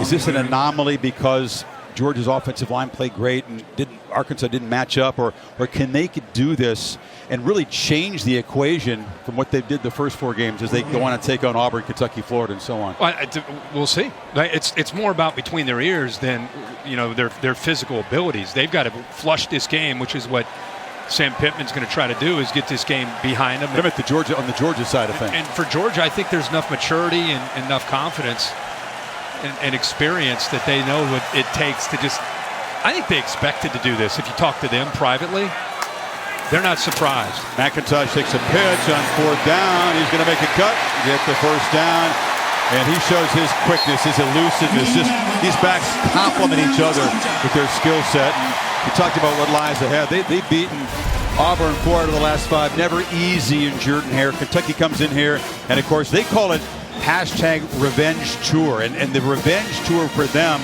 defensively especially, begins against the Gators, who took them apart last year. Yeah, and I think to your question and your point, I just don't think this team is a team that is going to get up or down. I think they're trained to look at every week, look at it the same. And I think, like I said, deep down, I think they felt they could do this today to Arkansas. They wanted to kind of challenge their manhood and see how Arkansas would respond. I think they'll put this game behind them pretty quickly. I want to see more how Arkansas responds with games that they have coming up.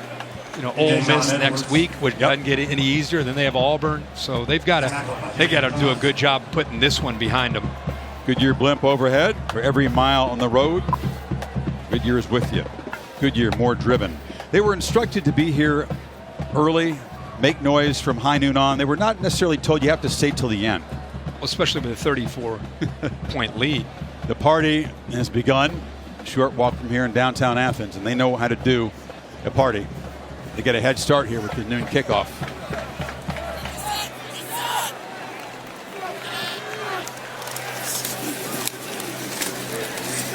Edwards slammed down. It's a shame you talked about the bright lights and the big stage for Arkansas, that they didn't show what they could do as a football team.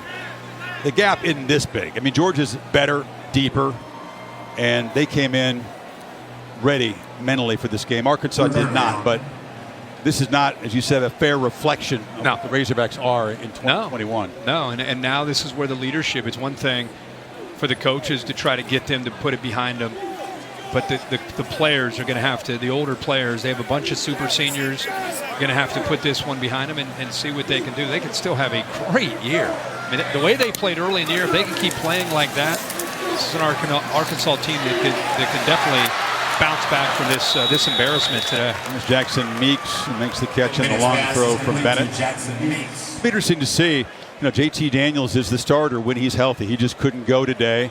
With the week's rest as they go to Auburn, he may feel a lot better. It's the kind of injury, Kirk. I don't know if you had that, but one day it's really painful. You can't throw. The next it kind of feels okay. So we don't know. It's week to week, day to day with Daniels. But what do you do if he comes back and he can throw next week? Well, I think, first of all, the injury has very similar to what Dak Prescott dealt with. If you watched Hard Knocks or we watched Dak throughout the month of August, they rested him a lot. I think it was a little bit more serious than what JT is dealing with, but I don't know, unless you give JT rest, I don't know how this goes away. It's a good one day, bad the next. True. He needs rest. Not as serious as Prescott's. Not needed today, but Lesney hammers it through 37-0. Next UFC Fight Night is tonight in Vegas on ESPN Plus. Diego Santos takes on Johnny Walker. Light heavyweights, it's the main event. Prelims at 4 o'clock on ESPN Plus. The main event at 7 Eastern Time, 4 Pacific. Well, if this was a cage match, Dogs got him on the ground early, pounded away, and choked him out, I would say, late first quarter, maybe? Late first quarter. First quarter. 3:45 to go. Dogs going to pitch a second consecutive shutout in the SEC unless the Hogs can do something very late here. Good chance that the Gators fans were looking in on this one. Keeping an eye on their rival. Florida tonight, about 3 hours in Lexington, Kentucky against the Cats. And the scene will shift at 9 o'clock Eastern Time.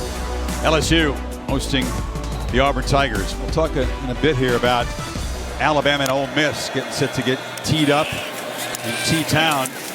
Kiffin trying to become the first ex-Saban assistant to beat Nick. They are 0-23, but Ole Miss and Alabama has just been fun.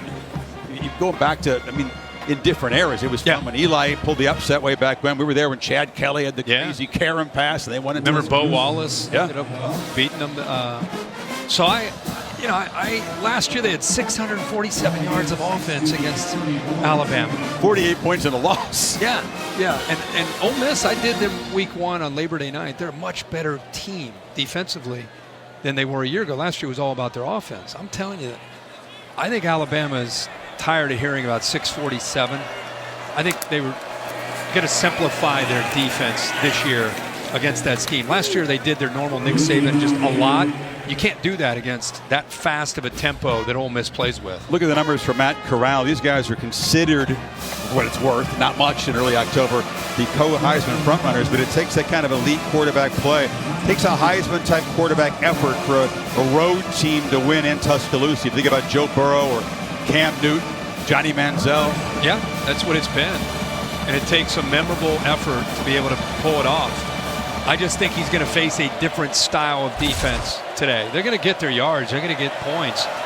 And all this talk about Matt Corral, Brad, you brought up Bryce Young. One for a first down. Because Bill O'Brien is a new offensive play caller and offensive coordinator for Sark, doing a pretty good job as well. You know, one guy on the Arkansas sideline who's had a tough day as a DB, but that's Hudson Clark.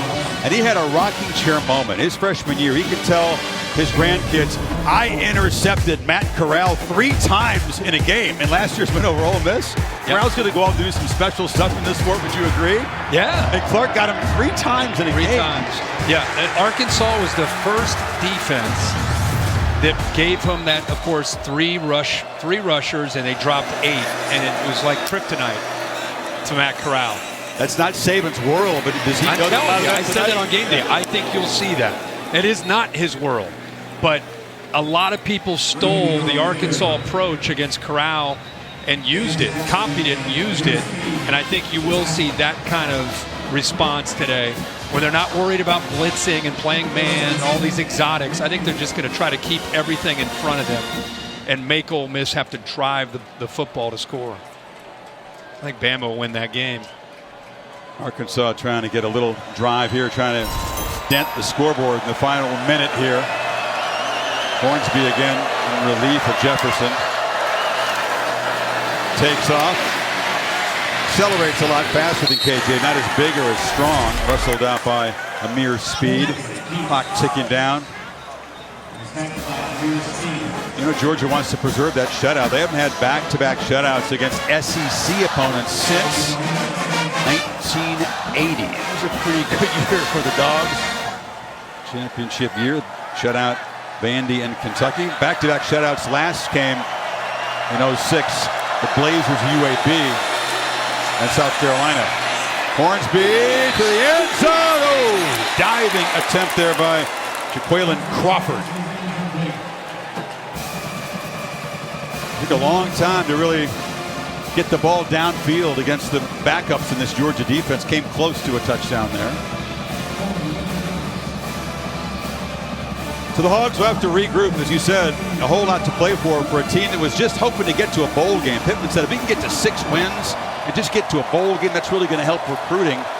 Expectations upped after the 4-0 start, but a sobering afternoon in Athens. Hornsby gets the block, gets knocked down in the field of play. I think the frustrating thing, you keep looking at Sam Pittman's face, and he knew what he was getting into today against Kirby. I mean, he used to coach here in Athens. The frustrating thing for him are the mistakes. You know, and it started in the opening series. So many miscues.